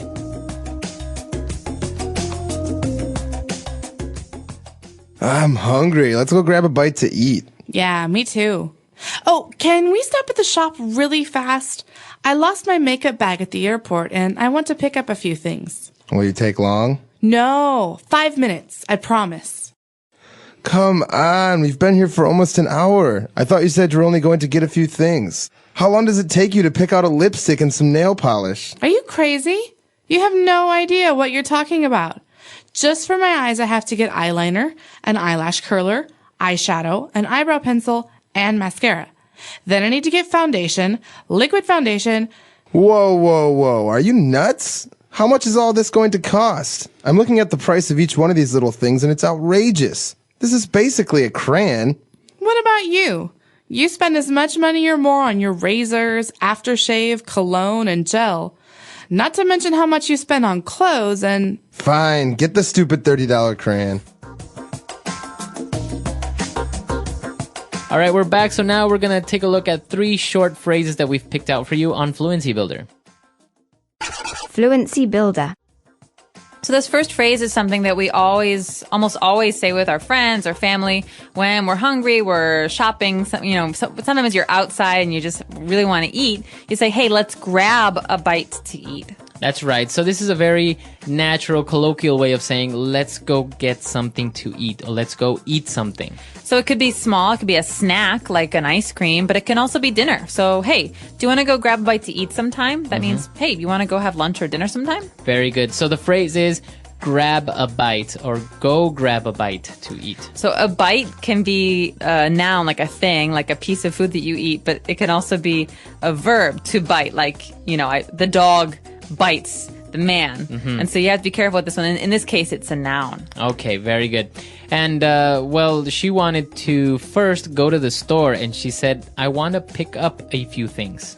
Well, usually when you pick something up, you take it from a table or from the ground. But in this case, it means to buy something because you can't just pick something up in a store and then walk away. You have to pay for it. Right. So, for example, you can say, when you come home, can you pick up a carton of milk?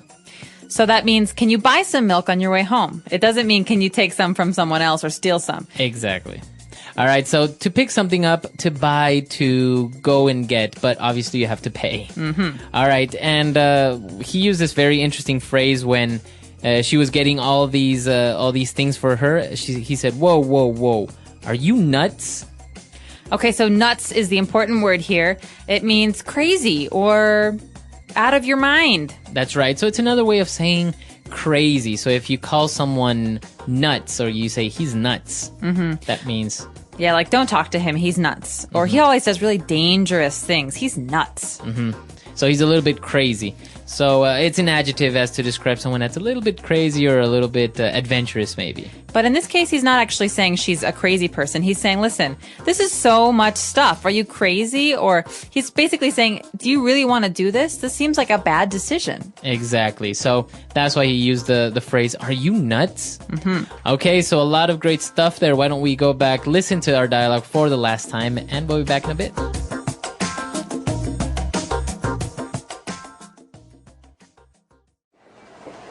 I'm hungry. Let's go grab a bite to eat. Yeah, me too.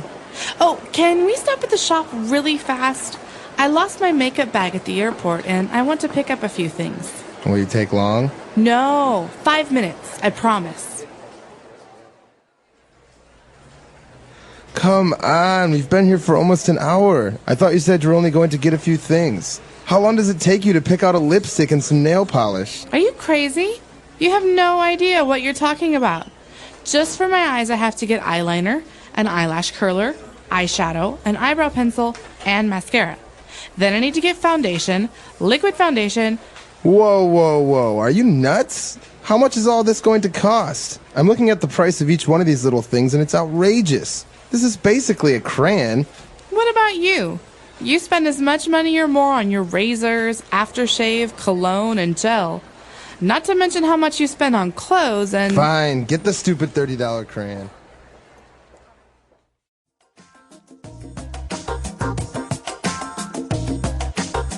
All right, so talking about makeup, a lot of things here. Maybe I didn't mention a couple of things. I don't know. We took a look at the most important things, I think, right? But you also mentioned something, for example, cover-up. There's something, such makeup called cover-up. Yeah, so cover up, it could be a couple of different things in English. For example, something that you wear to cover your body when you're at the beach. You know, you don't want to walk around and everyone can see you in your bathing suit. But when we're talking about makeup, a cover up is a thing that we use to hide blemishes or zits or pimples. So you know when you get a really small red dot on your face and you're embarrassed and it's ugly and you don't want anyone to see it? Well, cover up is a kind of makeup you use that looks like your skin color and you put it on top and you can't see the red anymore. Okay, so you cover up your pimple. Yeah, or you use cover up. It's a noun too. Okay, and I've also seen that, many girls don't really wear too much lipstick anymore nowadays. They use this thing called lip gloss. Okay, lip gloss. Remember we were talking about polish earlier? Well, gloss is a similar word. It means something that makes another thing shiny. And so lipstick can be very dry, can be very flat. But lip gloss is something that makes things look wet, makes things look shiny. Okay, and actually one last thing before, when we talked about gel, I guess guys use gel, but women use this thing called mousse. Or they could use gel too. Yeah. I don't think it's gender specific, but a lot of people use mousse. I know some men who use mousse as well. Yeah. Mousse is kind of like a foam. You know, it comes in a can and it goes. Yeah, and it like inflates this white substance. Yeah, it looks like, I don't know. Like whipped cream. Like whipped cream, yeah. And you put it in your hair and it's very fluffy. And it's actually less strong. It's not like gel because if you put it in your hair won't look hard. But it will help shape your hair if you want to keep your hair in one place. A lot of things here. I think in beauty and cosmetics, we have a lot of things. And probably we didn't even touch on half of the things that are out there. So if you have any questions or if you want to ask us anything at all about this lesson or anything else, you could always come to EnglishPod.com and leave your questions and comments there. So we'll see you at EnglishPod, and until next time. All right, bye. Everyone.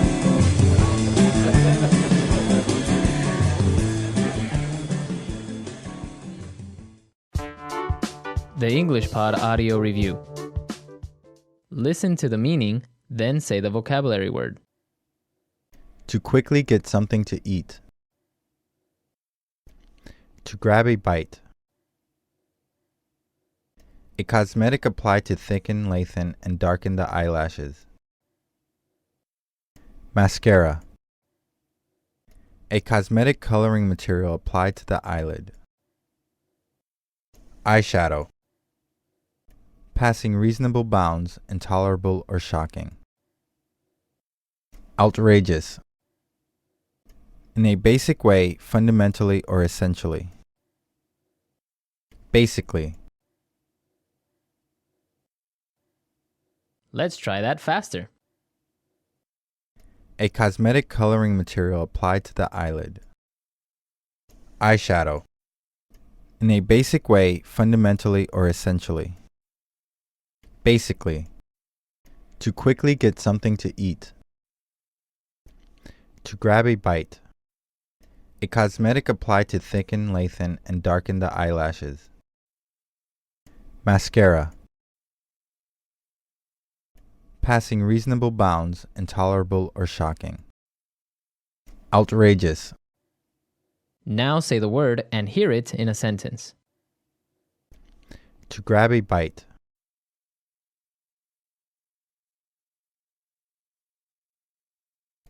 As soon as I got home from work, I grabbed a bite to eat, then went out again to pick up my kids. To grab a bite.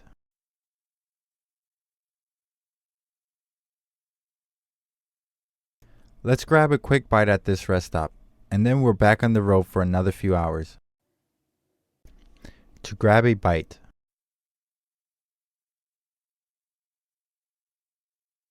I really need to grab a bite to eat soon, or else I'll pass out. Eyeshadow.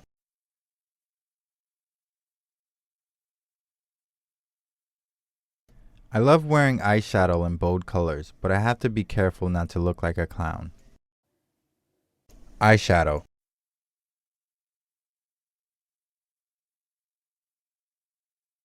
She applied a light eyeshadow to her lid and a darker eyeshadow to her crease. Eyeshadow.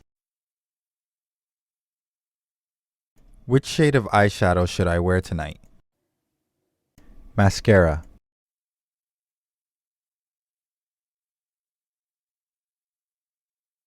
Many women say that the one makeup item they could not live without is mascara. Mascara.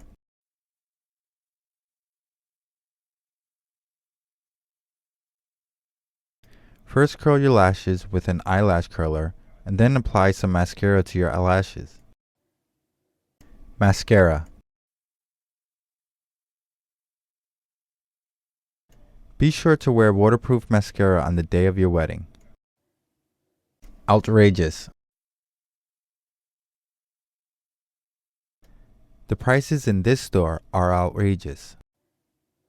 Outrageous.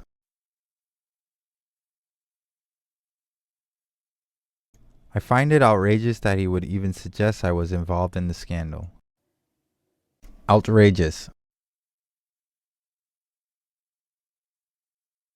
Her demands were so outrageous that I laughed in her face. Basically.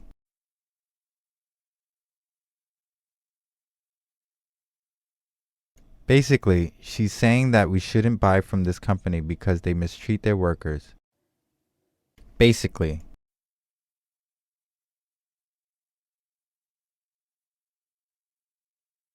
This is basically a copy of the other computer program we were using, just easier to operate. Basically. These restaurants all serve basically the same type of food.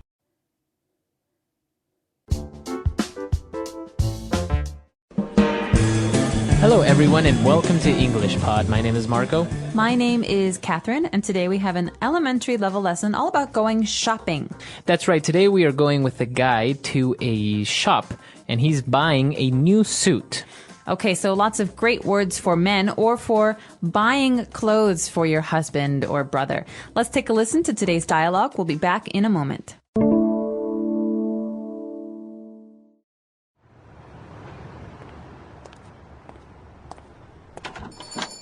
Hello, sir. What can I do for you today? Hello. I need a new suit. I have an important interview next week, so I really need to look sharp. No problem. We have a broad selection of suits, all tailor-made, so it will fit perfectly. Great. I want a three-piece suit, preferably made from Italian cashmere or wool. Very well, sir. Would you like to have some shirts made also? Sure. I'll also take some silver cufflinks and a pair of silk ties. Very good. Now, if you will accompany me, we can take your measurements and choose the patterns for your suit and shirts. All right, we're back. So a very simple dialogue about a guy needing a suit, and he talked to the tailor apparently about a couple of things. Now, why don't we take a look at some of those words in language takeaway? Language takeaway.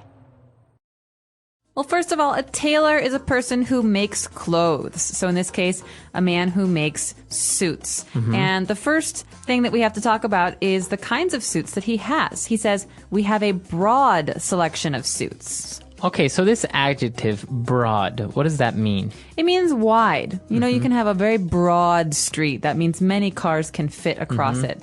But in this case, we're talking about a selection. So that means a broad selection of suits, very, very many suits to choose from. Okay, so for example, if you go to a music store where they sell CDs and stuff like that, they will have a broad selection of music. So you can have rap and hip hop and R&B, etc.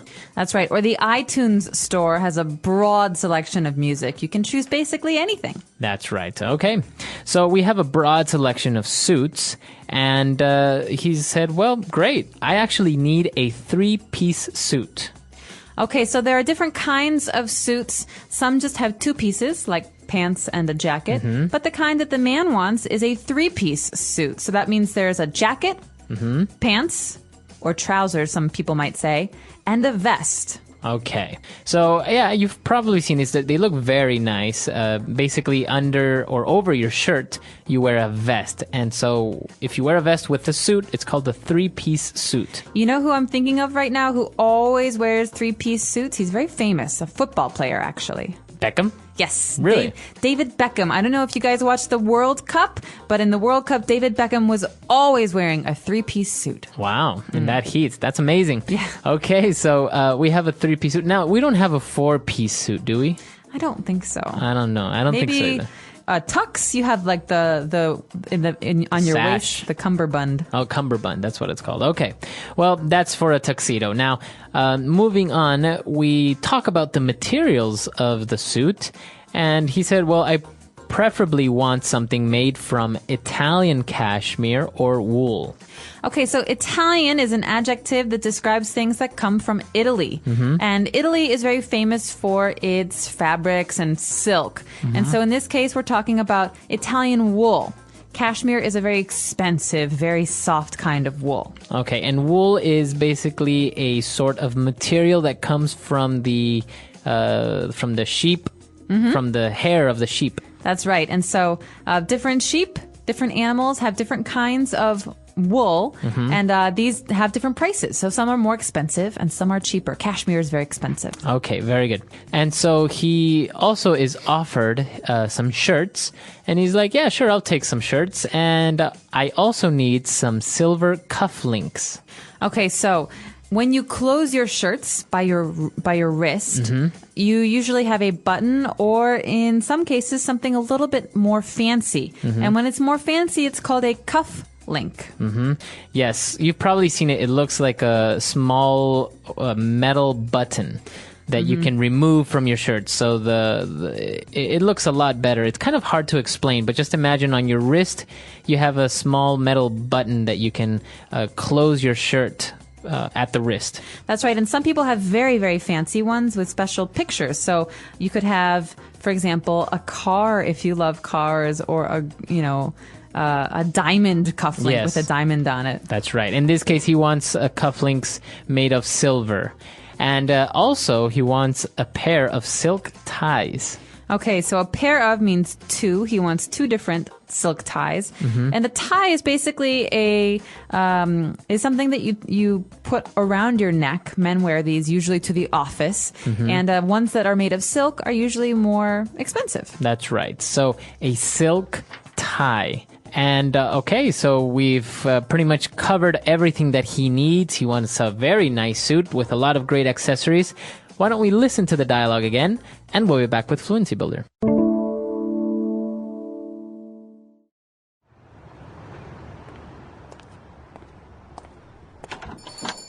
Hello, sir. What can I do for you today? Hello, I need a new suit. I have an important interview next week, so I really need to look sharp. No problem. We have a broad selection of suits all tailor-made so it will fit perfectly. Great. I want a 3-piece suit, preferably made from Italian cashmere or wool. Very well, sir. Would you like to have some shirts made also? Sure. I'll also take some silver cufflinks and a pair of silk ties. Very good. Now, if you will accompany me, we can take your measurements and choose the patterns for your suit and shirts.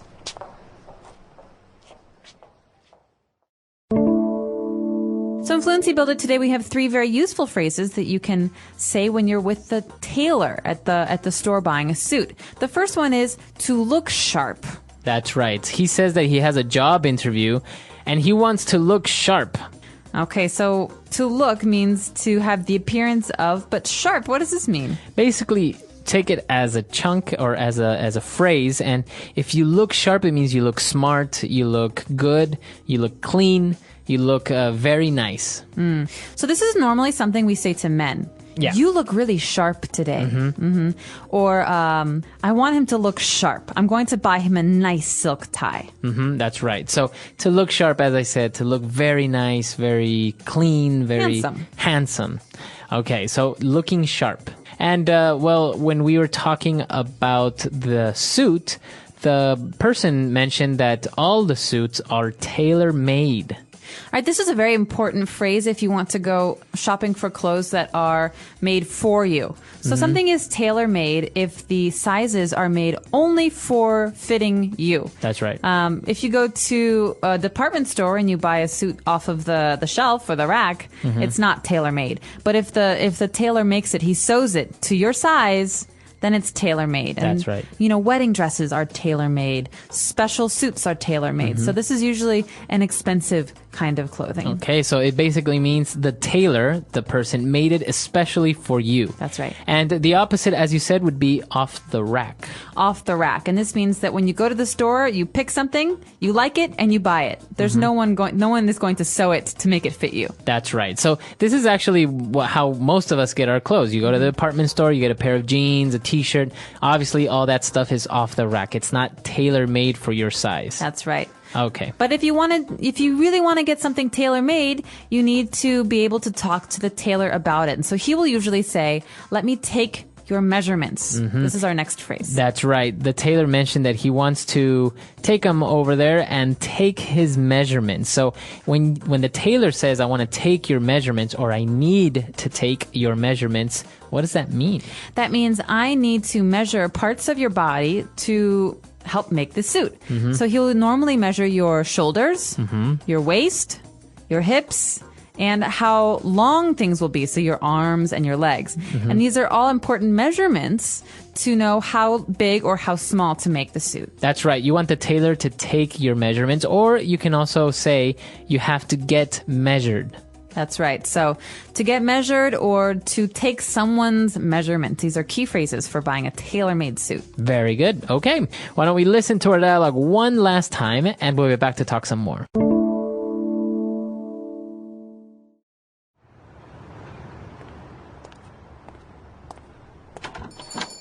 Hello, sir. What can I do for you today?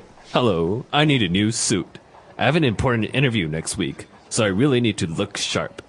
No problem. We have a broad selection of suits all tailor-made so it will fit perfectly.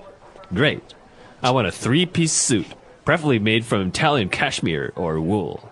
Very well, sir. Would you like to have some shirts made also? Sure. I'll also take some silver cufflinks and a pair of silk ties. Very good. Now, if you will accompany me, we can take your measurements and choose the patterns for your suit and shirts.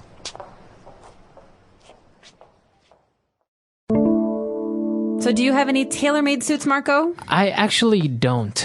I haven't. Here to the office, I never wear a suit. We don't really need to wear suits all fancy.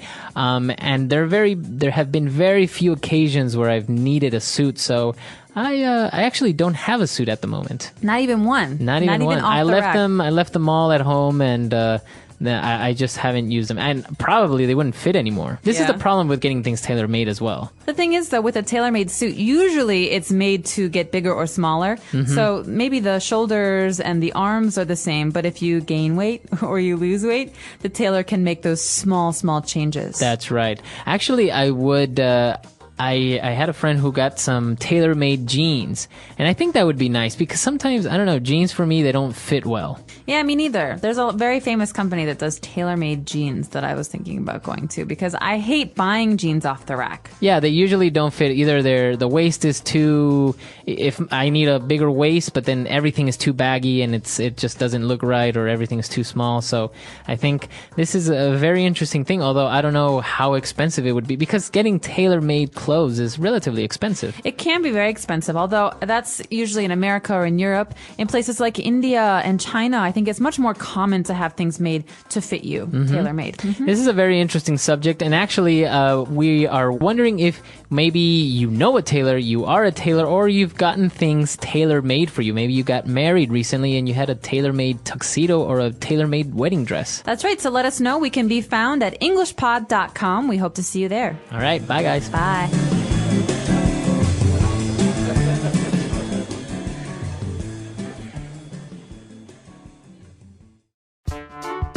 The English Pod Audio Review. Listen to the meaning, then say the vocabulary word. Stylish or fashionable.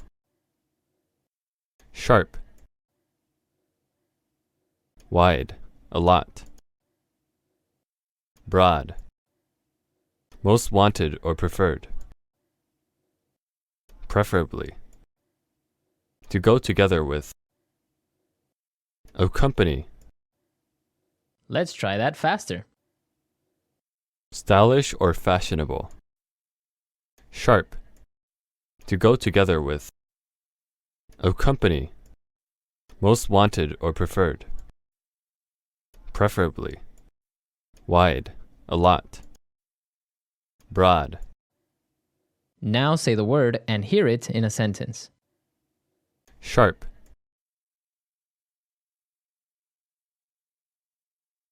Dan looks really sharp today. I think he has an important meeting. Sharp. I always try to look sharp on Mondays. Sharp.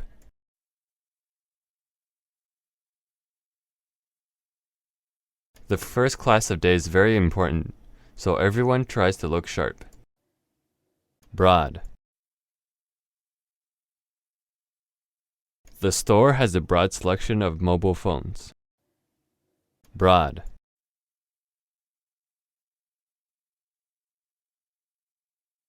The new Victoria's Secret catalog has a broad selection of clothes and lingerie. Broad.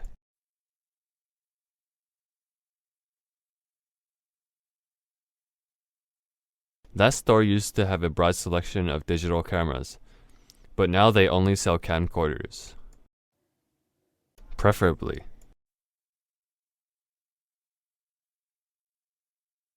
You should buy some vitamins, preferably from a well-known supplement maker. Preferably. I would like a Coca-Cola, preferably Diet Coke. Preferably.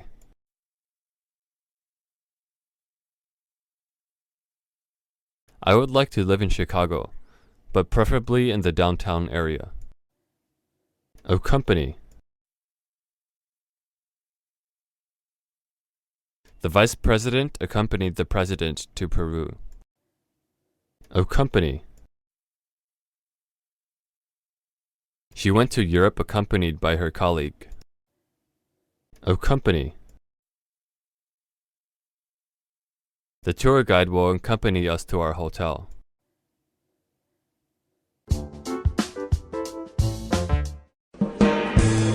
Hello everyone and welcome to English Pod. My name is Marco. My name is Catherine, and today we have a very romantic dialogue for you. That's right. Today we are at a shop and we are buying jewelry. So, of course, there are many different types of jewelry and stones. So we're going to take a look at all that great stuff. Let's jump into our dialogue and see what's going on.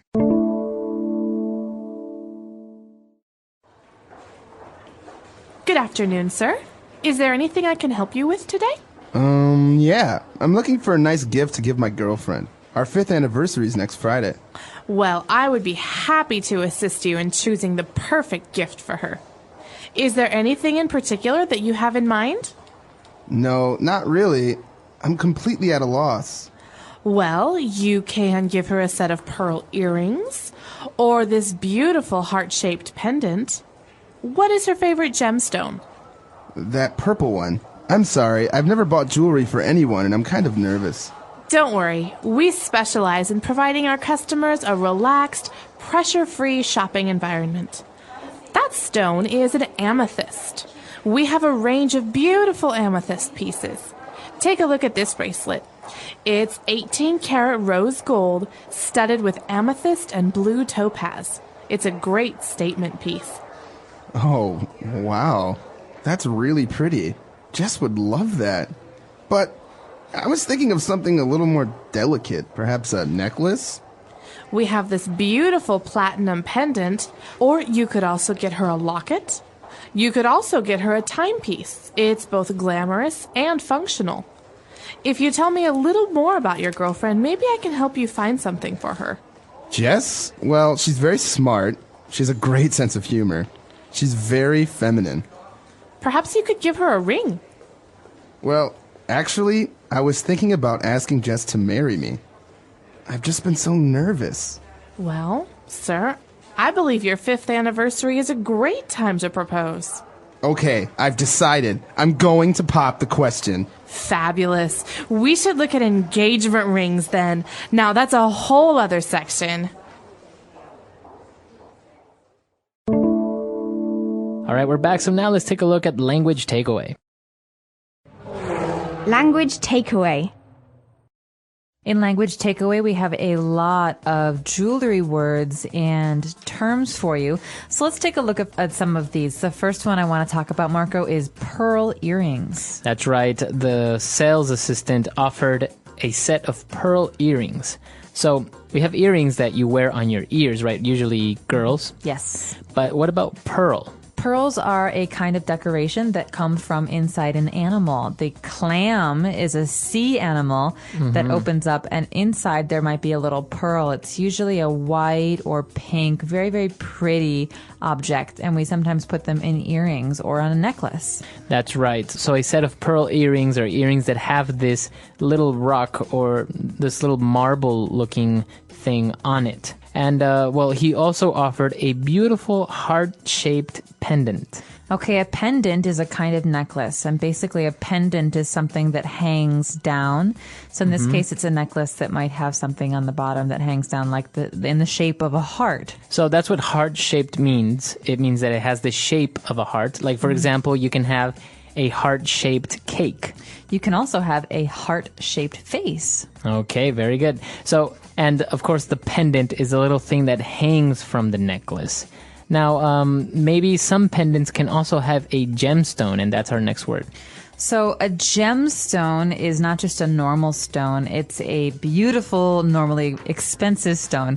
And we often have gemstones that relate to a person's birthday. Right, right. So these come in many different colors and types. The two that we heard about in today's dialogue are purple and blue. That's right. The purple stone that you're talking about is the one that the shop assistant suggested, which is amethyst. Amethyst is a purple stone. It's really, really pretty, and it's sometimes light, sometimes a little bit darker. Depends on the one that you're looking at. But amethyst is a little bit difficult to say, but it's a kind of gemstone. The other one we heard about is called topaz. Okay, a topaz, and this one is blue. So I guess they all look very much like diamonds, but they are different colors. So topaz looks like a blue diamond, kind of. Right, and ruby is red. And ruby is red.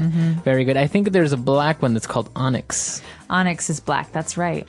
Okay, so many different types of gemstones, and as Catherine said, usually each month has a specific gemstone, so that's considered your gemstone if you were born on that month. Exactly. All right. Now, moving on to our next word, we have another type of jewelry that usually hangs from a necklace, just like a pendant, but on this occasion, it's a locket. Okay, a locket is something that usually women will wear around their necks. Now, this is like a pendant, but it opens. So it's something that can open up, and sometimes people have photographs inside. Many times they're shaped like a heart or a book, and inside you can see a picture or a note, something very personal. Okay, very good. So it's very similar to a pendant, but as you said, it opens up. You see it all the time in movies. People have pendants, and inside they have a nice picture of someone. That's right. So that's a locket. All right, very good. I think we've taken a look at a lot of vocab related to jewelry here. Why don't we go back, let's review this dialogue, and we'll be back in a bit.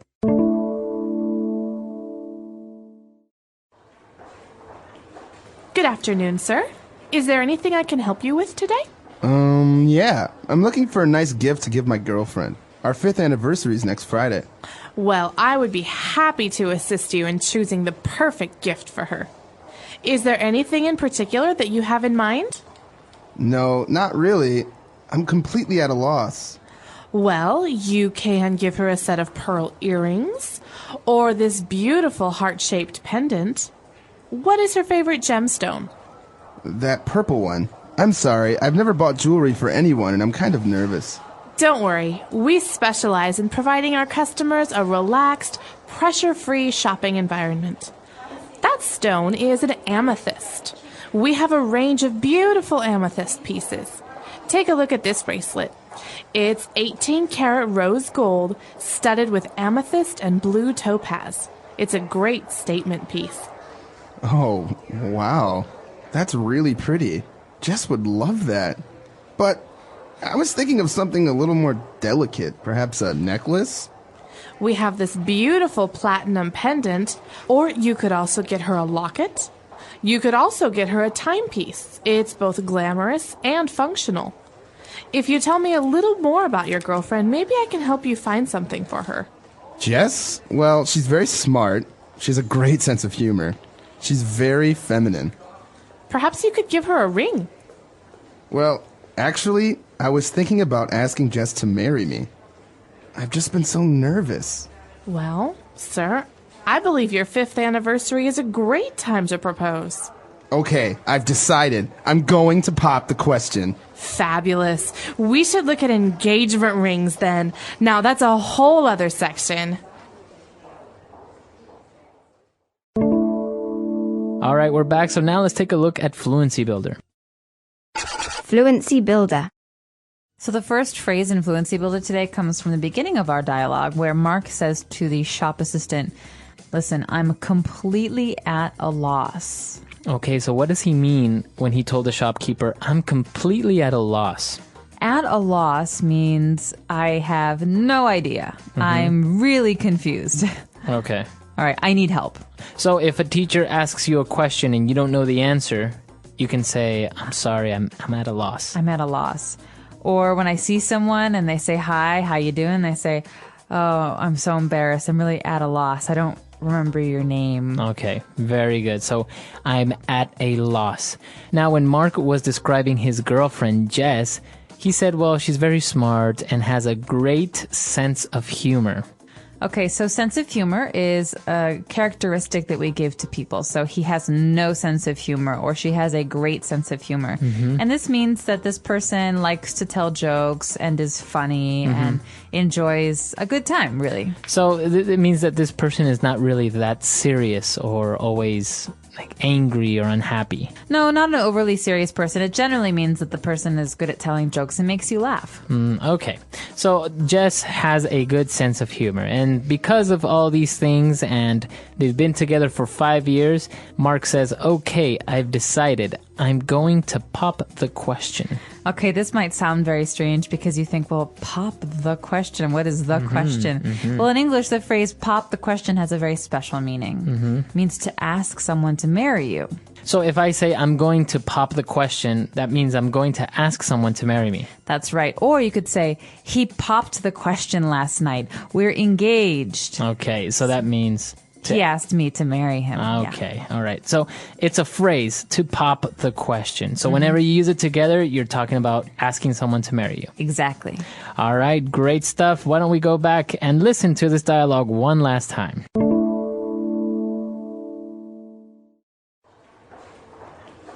Good afternoon, sir. Is there anything I can help you with today? Yeah. I'm looking for a nice gift to give my girlfriend. Our 5th anniversary is next Friday.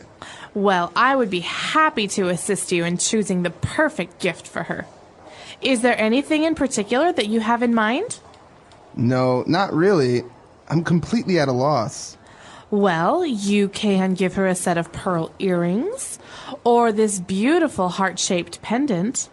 What is her favorite gemstone? That purple one. I'm sorry, I've never bought jewelry for anyone, and I'm kind of nervous. Don't worry, we specialize in providing our customers a relaxed, pressure-free shopping environment. That stone is an amethyst. We have a range of beautiful amethyst pieces. Take a look at this bracelet. It's 18-karat rose gold studded with amethyst and blue topaz. It's a great statement piece. Oh, wow. That's really pretty. Jess would love that. But I was thinking of something a little more delicate, perhaps a necklace? We have this beautiful platinum pendant, or you could also get her a locket. You could also get her a timepiece. It's both glamorous and functional. If you tell me a little more about your girlfriend, maybe I can help you find something for her. Jess? Well, she's very smart. She has a great sense of humor. She's very feminine. Perhaps you could give her a ring. Well, actually, I was thinking about asking Jess to marry me. I've just been so nervous. Well, sir, I believe your 5th anniversary is a great time to propose. Okay, I've decided. I'm going to pop the question. Fabulous. We should look at engagement rings then. Now, that's a whole other section. So talking about jewelry and all of these gemstones, we also took a look at different metal types. We talked about gold, which is, I think, one of the most popular types of metals. That's right. It's kind of like a yellow color. Now, when we talk about gold, we talk about 14 karat, 18 karat, 24 karat, stuff like this. Yeah, so the carat, usually it's abbreviated like a K, 18K, 14K. Mm-hmm. It means how pure the gold is. Mm-hmm. Okay, so, and actually they also use it in diamonds. They talk about a diamond that's 1 carat or 2 carats. Right, so in diamonds it has a different meaning. It actually means how much the diamond weighs. Mm-hmm. So some engagement rings are half a carat or a carat, and the really, really, really big ones are like 2 carats, and those are very expensive. That's right. And we also saw another metal here, platinum, which is a very nice metal. It looks like silver, but it's stronger. It's much stronger, so you can hit something and it won't leave an impression. It won't change the look of the metal. And this is very popular right now for wedding bands. You know those rings that men and women get after they're married? Mm-hmm. Many people like to get this silvery looking platinum ring. I've actually seen different types of metals that weren't mentioned in the dialogue, like titanium rings. Titanium is also a very strong metal. Mm-hmm. Or I can't remember this metal, but it's used on spacecraft, and it's very, very strong, stronger than titanium. I don't know what it is. And they also make rings out of it. But another interesting thing is some people make their own rings, their wedding bands or their wedding rings. I've seen that. It's a very nice thing to do, I think, because it's meaningful. People like to do it together, and then they have these rings that are very special for them. So a person that makes jewelry or makes rings, it's called a jeweler, right? A jeweler. That's right. So I have a friend who is a jeweler. He makes beautiful rings and earrings. Okay. So not only rings, a person that makes jewelry in general can be called a jeweler. Exactly. All right. A very interesting topic, especially for the girls who always love to have rings and diamonds and necklaces. Or the boys. I know some boys really like to get earrings or to have jewelry like I've never ring. really seen too many guys wearing necklaces, though. A lot of guys wear cross necklaces, I've seen. Or rings. Not too many rings. I don't think it's a Wedding big rings? thing. But wedding rings, A yeah. lot of American guys wear rings. Oh, yeah? Yeah, I think. Well, not a lot, but some do. So, well, obviously it's popular all around, and of course, we are interested in hearing from you guys, so if you have any questions or any other suggestions about this lesson or anything, you can always find us at englishpod.com. We hope to see you guys there. All right. Bye.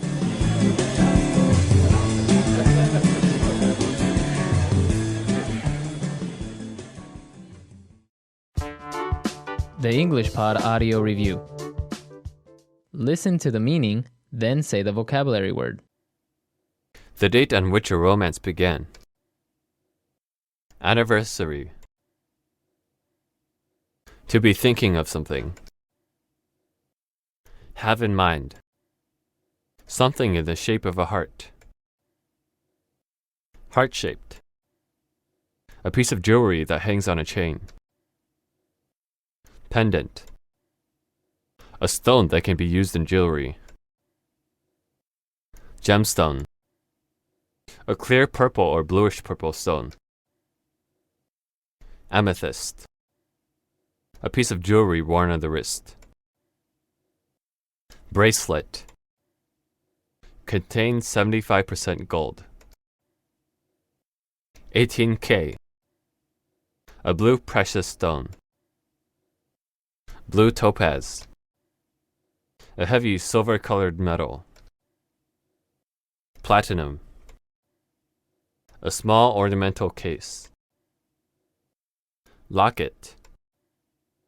Ask a big question. Proposal. Pop the question. Let's try that faster. The date on which a romance began. Anniversary. A small ornamental case. Locket.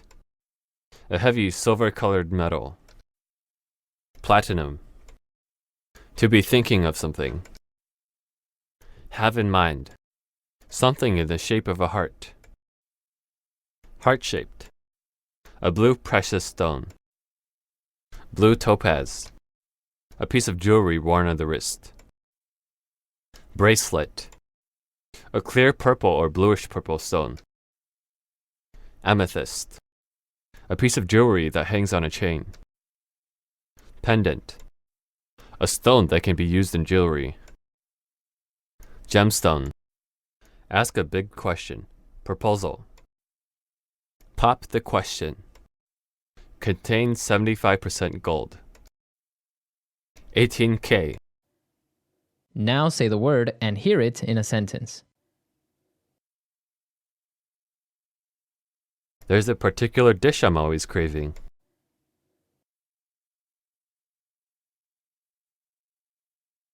I like all of the dresses, but there isn't a particular one I'm in love with.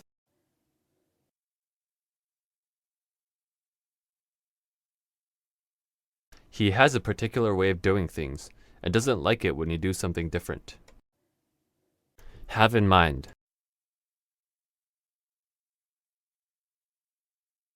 I have this Thai restaurant in mind, and I really want to try it. Have in mind. If you're going to get a dress made, it's better to have a style in mind. Have in mind.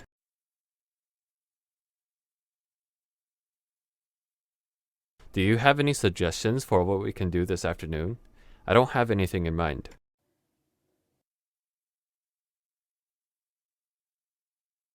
This place is so beautiful. I'm at a loss for what to say.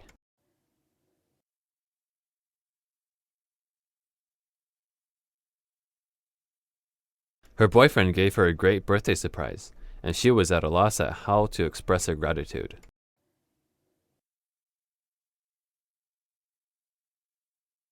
They're so annoying. I'm at a loss at how to describe it.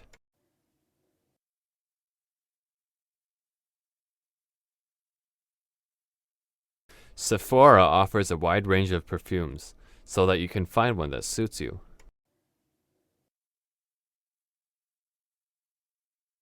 The mall offers a range of formal dresses and suits.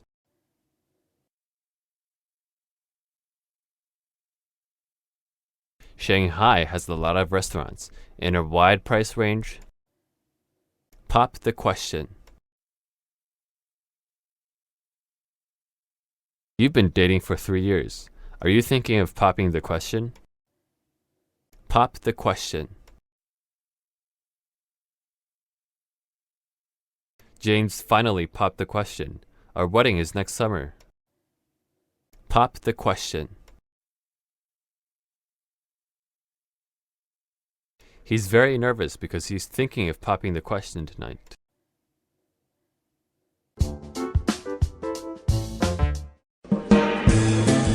Hello, everyone, and welcome to English Pod. My name is Marco. My name is Catherine, and today we're going shopping for something. What are we going shopping for, Marco? That's right. Today we are buying pants, and we're going to try to see if we find a good pair of jeans. Yeah, sometimes pants are too small, sometimes they're too big. Let's try and find the right pair today.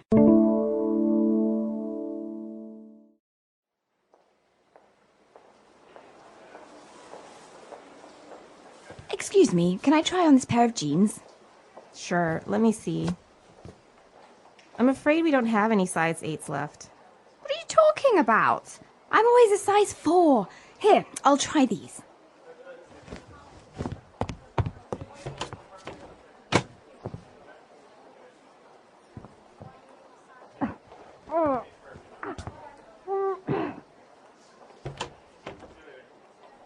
They seem a bit too tight. Shall I find you a larger size? No, they fit fine. They show off my curves perfectly. Yeah, your love handles.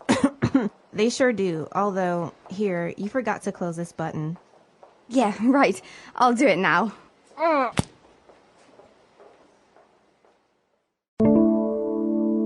right, we're back. So now let's take a look at some vocab on language takeaway. Language takeaway.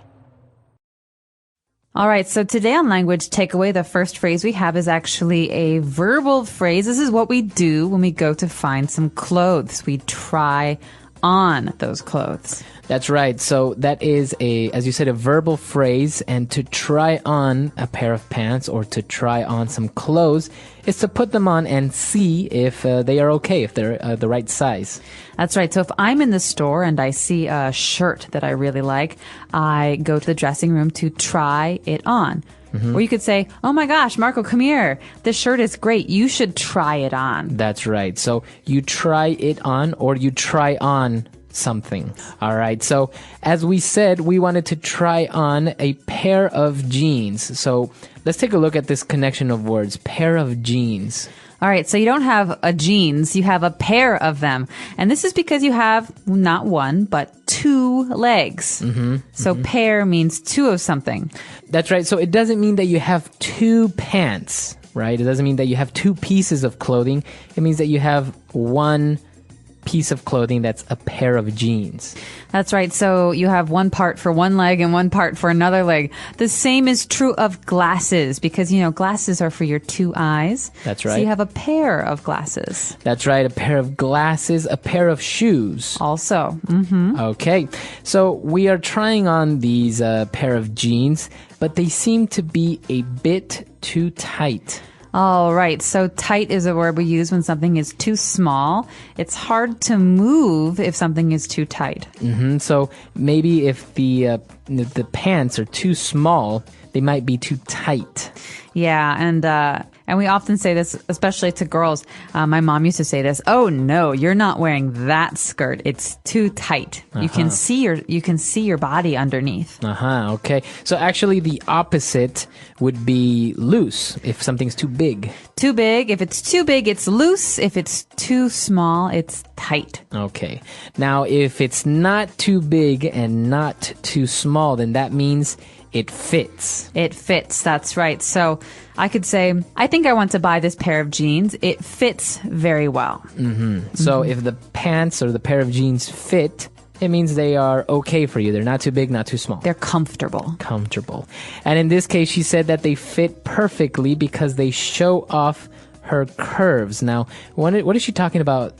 My curves. Well, a curve is something that's not straight. It bends. Mm-hmm. But when we're talking about a person's curves, we're talking about maybe a woman's hips or her behind, her rear end, or her chest. And so women who have curves maybe are rounder, not flat. Okay. So it's something that usually you would use with girls, right? That, a girl has nice curves. You wouldn't really say that for a guy, I think. No, guys, you don't really talk about curves. But with girls, usually you can see someone's curves if she wears tight clothes. Okay, very good. So why don't we take a break? Let's review all this vocab and we'll be back in a bit with Fluency Builder.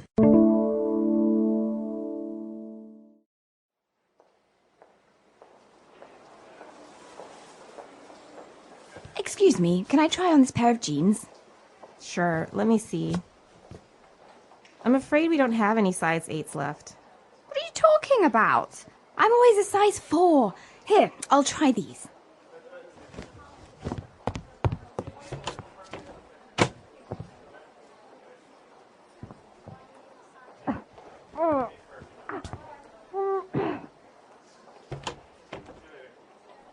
They seem a bit too tight. Shall I find you a larger size? No, they fit fine. They show off my curves perfectly. Yeah, your love handles. They sure do. Although, here, you forgot to close this button. Yeah, right. I'll do it now. All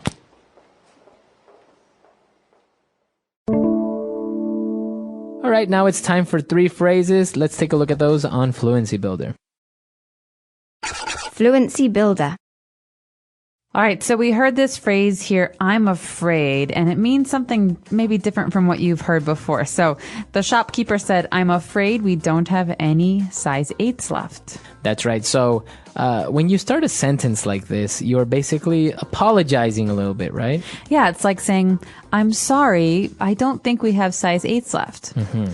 So maybe I go into the store and I say, well, I would like some chocolate milk, please. And I say, I'm sorry, I'm afraid we ran out of chocolate milk. I'm afraid we ran out. So this means it's too bad or unfortunately, we don't have any. That's right. So it's not the same being afraid like you're scared. No, it's not that afraid. It's a polite way for usually a shopkeeper to say, I'm sorry, we can't help you. Okay. So going back to curves, the girl used this interesting phrasal verb there, to show off. All right, so we know the word to show, but to show something off, to show off, means to display or exhibit. It's almost like you want other people to look at you. Okay, so if I guess maybe you can see it on the street if someone is in their car and they're playing loud music, kind of drawing attention to their car. They're kind of showing off their car. They want you to see their car or just hear how great sound system they have. That's right. Or some women will wear very, very short skirts because they want to show off their long legs. That's right. All right, but now something that you don't really want to show off are your love handles. All right. Now, this is a very funny phrase. It's actually something we say in spoken English that if you say it to someone else might be very rude. Love handles are the part of your body above your waist that if you have a little fat, it's like they're squishy. You can touch them. Right. So just think about how maybe people that are a little bit overweight, they put on a pair of pants. And on their sides, in their waist, the extra skin that kind of is around the pants, that's called love handles. And we say love handles because when someone hugs you or they want to hold you, that's where they put their hands. There's extra to hold on to. Right. I think sometimes they're even they may be called like tires or something like this. Well, spare tire is in the front. It's near your belly. All right. So that's called a spare tire. That's right. So spare tire is in the front. It's a belly. Normally when people drink a lot of beer, very often they have a spare tire. But this is actually, love handles are on the sides. But that's our last word today. Let's remember that it's not something you want to go around telling people they have, but you can joke with your friends about it. Right. Exactly. All right. So let's listen to the dialogue one last time.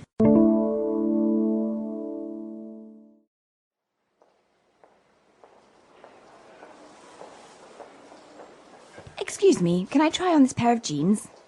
Sure, let me see.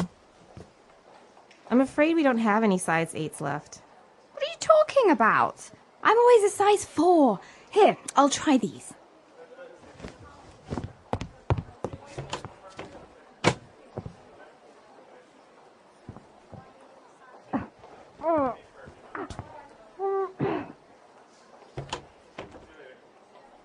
They seem a bit too tight. Shall I find you a larger size? No, they fit fine. They show off my curves perfectly. Yeah, your love handles. They sure do. Although, here, you forgot to close this button. Yeah, right. I'll do it now.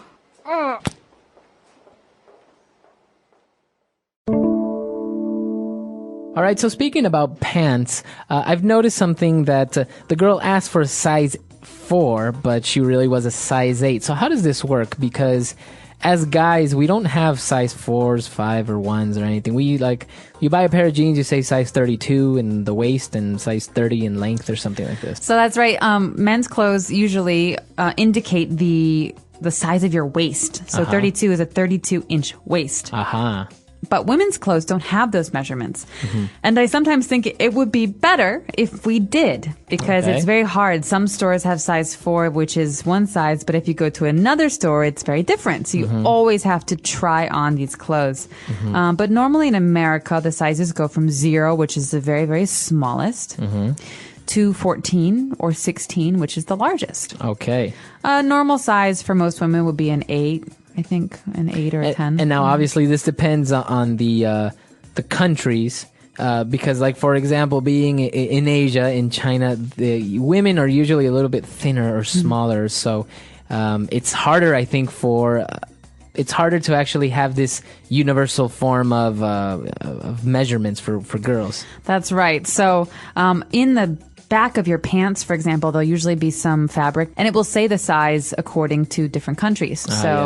In America, size 6; in China, size, 28. And so they'll have the different numbers. And UK is also a different size. Kind of like your shoes. If you look inside your shoe, it'll say, I think, a Japanese size, the UK size, which is like 41, 42, and the USA size, which is like size 8 or 9. Size 8, yeah.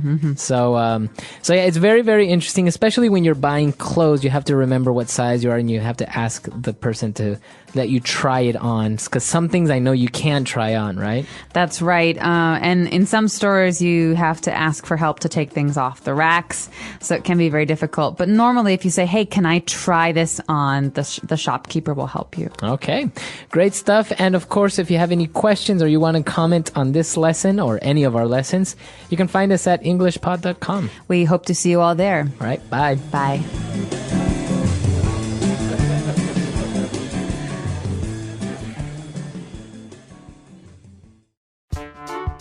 The English Pod audio review.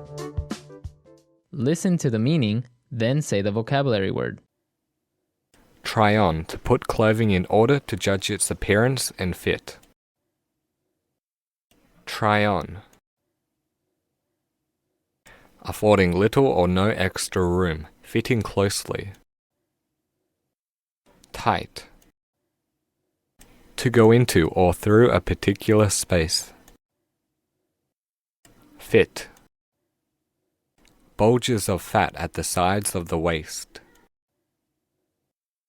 Love handles. Get someone to pay attention. Show. Let's try that faster. Get someone to pay attention. Show. Affording little or no extra room, fitting closely. Tight. To go into or through a particular space. Fit. Try on, to put clothing in order to judge its appearance and fit. Try on. Bulges of fat at the sides of the waist. Love handles. Now say the word and hear it in a sentence. Try on.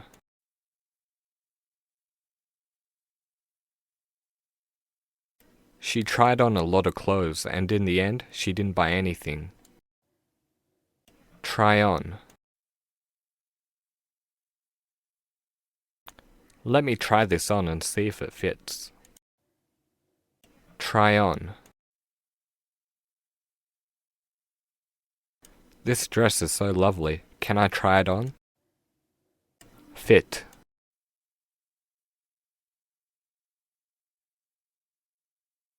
This shirt looks really tight on you.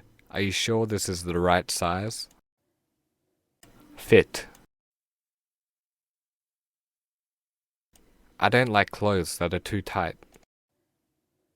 Fit.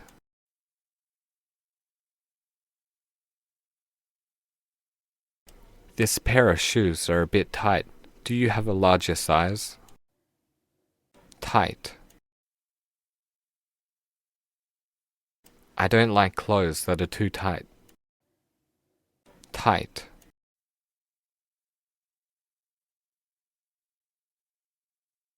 This pair of shoes are a bit tight.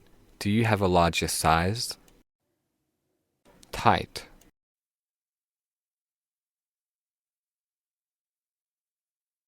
This shirt looks really tight on you. Are you sure this is the right size? Show. Sheena's showing off her new handbag again. Show. The cutting of this shirt really shows off my curves. Show.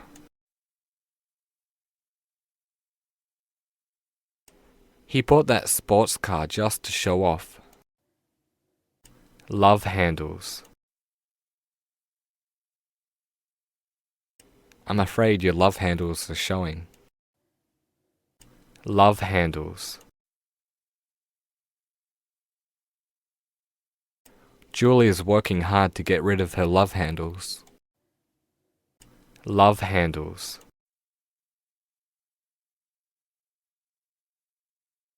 She likes to wear loose t-shirts to hide her love handles.